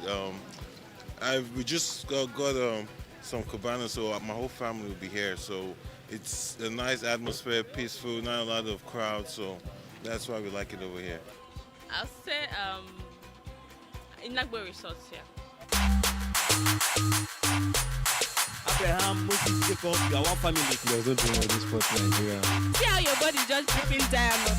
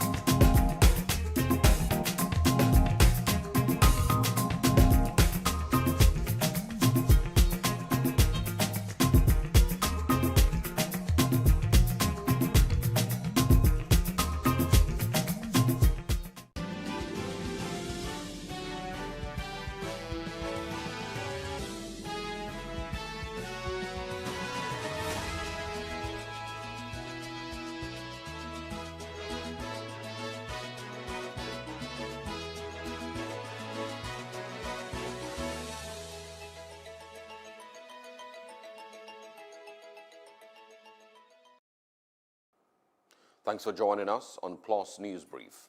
I am Osaogie Ogbonwa. 10 more abducted students of Bethel Baptist High School in Kaduna have been released. This brings to at least 110 the number of kidnapped students of the school to be free. The latest batch breathed the air of freedom on yesterday after spending about 83 days in captivity. They have been reunited with their families. 11 more students are still with the kidnappers, but the Bethel Baptist authorities are confident that they will be released soon. Police authorities and Kaduna State government are yet to make any comment on the release of the students. The Kaduna State Governor Nasser El-Rufai has condemned in strongest terms an attack against worshippers on Sunday morning by gunmen. Security agencies reported to the government that the attack occurred at Ekwa Church, Gabanchiwa, in Kachia local government area. According to the reports, a life was lost and some worshippers were seriously injured, who have now been rushed to a medical facility. Security agencies are obtaining further details on which the government will update the public in due course. The governor, who expressed sadness over the incident, described it as an evil act targeting innocent citizens exercising their constitutional and universal rights to religious freedom. Similarly, the governor has condoled the family of one Nasiru Abdullahi of Gobirawan Kamacha in Bina General area of Igabi local government area, who was killed by armed bandits. The governor also prayed for the repose of his soul. And the Nigerian Security and Civil Defense Corps, NSCDC, has reported that some unidentified gunmen attacked a farm settlement at Ahun village, Aroago, in Ifelodun local government area of Kwara, killing a teenager. This was contained in a statement signed by the command spokesman, Baba Wale Afolabi, and made available to newsmen in Ilorin on Sunday. Afolabi said the incident happened at night on September 25th, during which 2 persons sustained bullet wounds. The spokesman said the motive behind the attack had not been established, adding that they have commenced further investigation. He said that the command was working with the community's leaders in order to get to the roots of the matter, adding that additional security officers had been deployed around the community to forestall another attack. And the Vice President, Yemi Osinbajo, says that in line with the vision of its founding fathers, Nigeria has risen to become the most educated and entrepreneurial nation in Africa. Osinbajo stated this in a message he delivered entitled "The Vision Undefeated" at the 61st Independence Anniversary Interdenominational Church Service and the 45th Anniversary Service of the Christian Association of Nigeria, held at the Nigerian Christian Center, Abuja.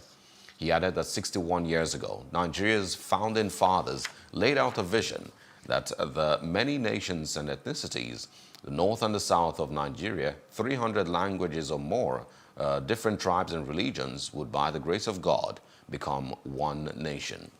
Osinbajo said the founding fathers had a vision that Nigeria, with its diverse strengths and gifts, would coalesce into a formidable economic and regional force. Also in the news, the Lagos State Governor, Babajide Sanwo-Olu, has called for equity, fairness and justice in governance to ensure a better Nigeria. Sanwo-Olu stated this during the special Thanksgiving church service to mark Nigeria's 61st independence anniversary, held at the chapel of the Christ the Light Church, Alausa, Ikeja. He said the country had passed through lots in the past years, but needed to still remain focused. He sought for peace and prosperity of the country because if Nigeria prospers, the people would prosper. The governor said the state government would do all within its power to prosper Lagos State, which would eventually transcend to its residents. And the Plateau State Governor, Simon Lalong, is begging Nigerians to shun hate speeches and fake news that would cause a breakup of Nigeria. He told the congregation at an interdenominational service in Jos that Nigerians must come together and solve the country's problems, since nobody else could. The service was to mark the 61st independence of Nigeria. He has also called on Nigerians to pray for the country and be vigilant. While the River State Governor, Nyesom Wike, thinks Nigerians don't have much to celebrate save for the existence of the name Nigeria. He was also speaking at an interdenominational church service to mark Nigeria's independence anniversary. Wike says the country's leadership continues to entrench hatred, mediocrity, ethnicity, and religious intolerance. He was also unhappy with the National Assembly, which he accuses of approving everything from the presidency, including new loan requests. And at least 80 children sold out to various vices and abuses by their parents in Taraba State have been rescued. The state government, in collaboration with security agencies, rescued them and handed them over to the State Ministry of Women Affairs following the refusal of their parents to claim them. Meanwhile, Governor Darius Ishaku has promised their adoption at the end of his tenure for proper upbringing. Our correspondent filed in this report. Taraba State is in the news for another negative reason. Last year, a popular kidnapper Wadome was arrested on the state in a circumstance that witnessed the death of some policemen during his confrontation with the military. Now, child trafficking is the trending, as parents now sell their wards to interested buyers. Over 80 children have so far been sold out, though rescued by the state government. They are trafficked babies, so we don't know their details. Very, very few of them will know their parents, very, very few. And even them, they are not ready to come and own up, because these babies are actually sold out. And we're trying to salvage them to give them a future. Governor Darius Ishako, who visited where the children were camped, promised to give them a new life after the end of his tenure. Camp director in the State Ministry of Women Affairs thanked the governor for meeting their needs. The purpose of this visit is as a result of the minister who met me in Abuja and told me she visited the children. They're not in good condition. And I was shocked, because I thought I left them on good hands and that they are not well fed. I will be able to take care of these children. The Commissioner for Police read the riot act to parents who engage in human trafficking. We are seizing this opportunity to reiterate that it is time to desist from child trafficking. Those who are engaging in this vice, the long arms of the law will soon catch up with them. Security agencies may have to redouble efforts in Taraba as ritual killings, kidnappings, and children trafficking now trend. Still in the news, a bridge destroyed by Boko Haram in Adamawa State has been rebuilt and is now ready for use. The Kudsum Bridge was inaugurated by the Northeast Development Commission, NEDC. The three other bridges linking two local governments and the state capital, also destroyed by Boko Haram, are also being reconstructed and will be ready for use soon. People can walk through at least. That way it eases the problem with the motorists at least for a while before the road is being completed. That a lot has been done and is on the point of completion. Now we thank you also for your supervision. So, Your Excellency, I think we are all happy that with your cooperation, things have taken up very well. The situation before now has been so bad, and especially during the rainy season like this, you see people will be going down and a lot of things, damages to the people's vehicles and what have you. But with this development now, it's really a very good one for our people. It will ease the means of transportation, and of course, the livelihood of the people around this area. It will improve tremendously. The National Drug Law Enforcement Agency has seized 3,300 kilograms of drugs in Abuja, Lagos, Edo, and Kaduna states. The agency unwraps of skunk. Another lady was arrested on Friday when she tried to deliver 200 grams of crack cocaine to a customer in Benin City. The chairman of the People's Democratic Party Ward Congress Election Committee in Adamawa State, Senator Bala Tilla, says the party will win the 2023 general election. He said this in Yola. Uche's seconders had a case against the party. And I would say that we are highly impressed with the conduct of the elections. The way people are conducting themselves, orderly, without any rancor, without any fight, without any noise. And then, of course, the candidates that are seeking for the offices are also organized. And I think on a general basis, we are happy with the conduct of the election and we report same to the national headquarters. Okay. In fact, the party is growing stronger and stronger and stronger by the day. He reacted to Dr. Aldo's claim that his RPDP boycotted the congresses due to a lawsuit. He says he's not aware of any court order stopping the congresses, insisting that the PDP is a party which believes in the rule of law. I don't know. I am only sent by the national headquarters, or we are sent by the national headquarters to come and conduct the elections. I assure you, the PDP is a law-abiding party. As long as there is a court order, and that order... Some problem and the race, seriously, we are very happy. This is our first time witnessing this successfully program like this in Yola South Local Government, Adamawa State. Political observers are watching on how the National Convention Committee Chairman Ahmed Finte will carry the aggrieved members in his own state along. Meanwhile, the National Working Committee of the People's Democratic Party has extended the deadline for the submission of already completed nomination forms for state congresses. Appeal to young citizens in Nigeria not to lose hope, but make use of knowledge to create wealth and reduce the poverty rate. The Oragun of Okeila Oba Adedokun Abolari gave the charge at the school exhibition and end of the session. Even this stage, there's nothing like our education system better in Nigeria because they have the money, they have resources. Education in detail that they are doing here. The academic part is not enough. Vocational, digital learning, vocational skills and things we need to be exposing our children to. The owner of the school, Olaide Mustafa, speaks on the need to inculcate on the children different dimensions of skills and talents. He urges parents and guardians. Tailoring, makeup, shoe making, shoe creating, because some people don't like hearing the word shoe making, graphics designing and programming and so on and so forth. It has given me all I wanted, the graphics, the coding, the decode, everything necessary. Now to stories in other parts of Africa. Zimbabwe has received the fourth batch of the Sinopharm COVID-19 vaccine doses from China.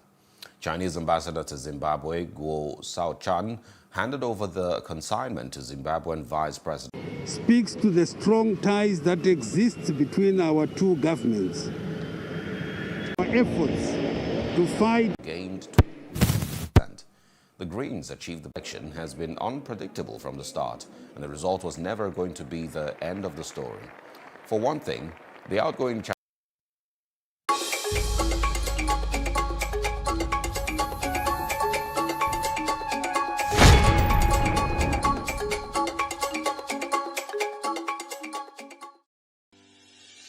Increase the reach of your events or business services.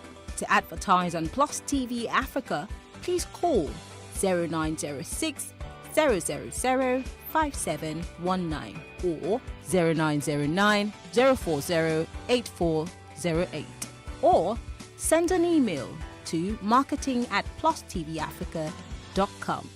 Plus TV Africa. Big stories live here. And also in business, the second China-Africa Economic and Trade Expo has kicked off in Changsha, the capital of Hunan province, attracting more than 40 African countries and nearly 900 Chinese and African enterprises. Themed with New Start, New Opportunities and New Accomplishments, the expo shows visitors with its new changes and features.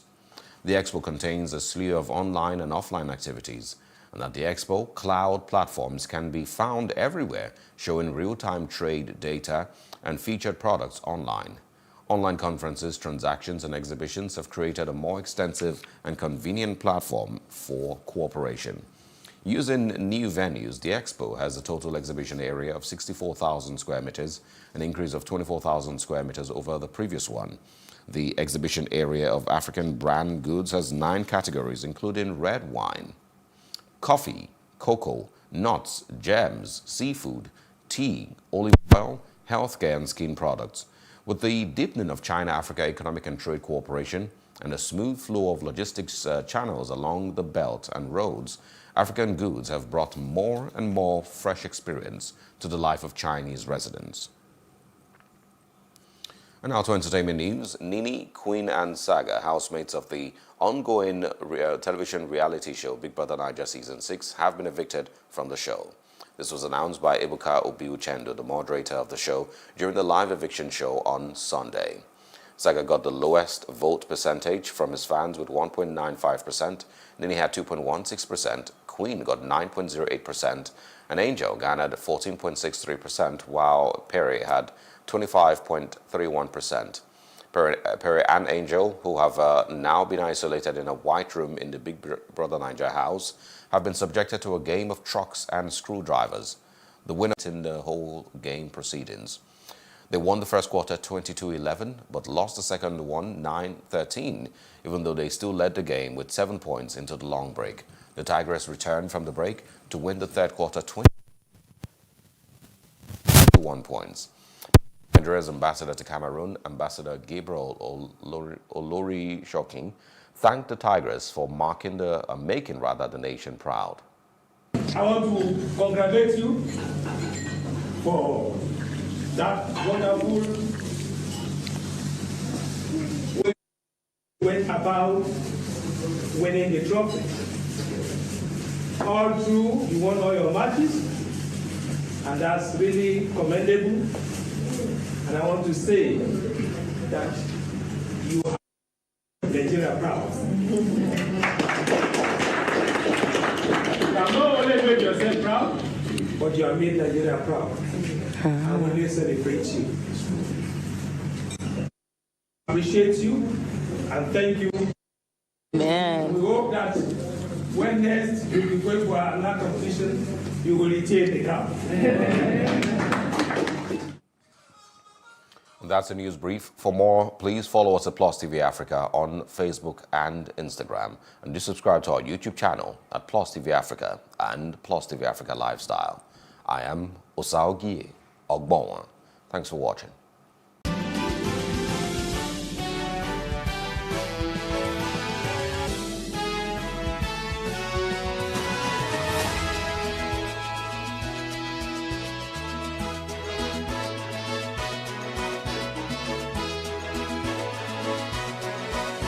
Must look at the development of reading habits from the home and the role parents play in encouraging and encourage that in me. In the Nigerian book market, there's a high influx of foreign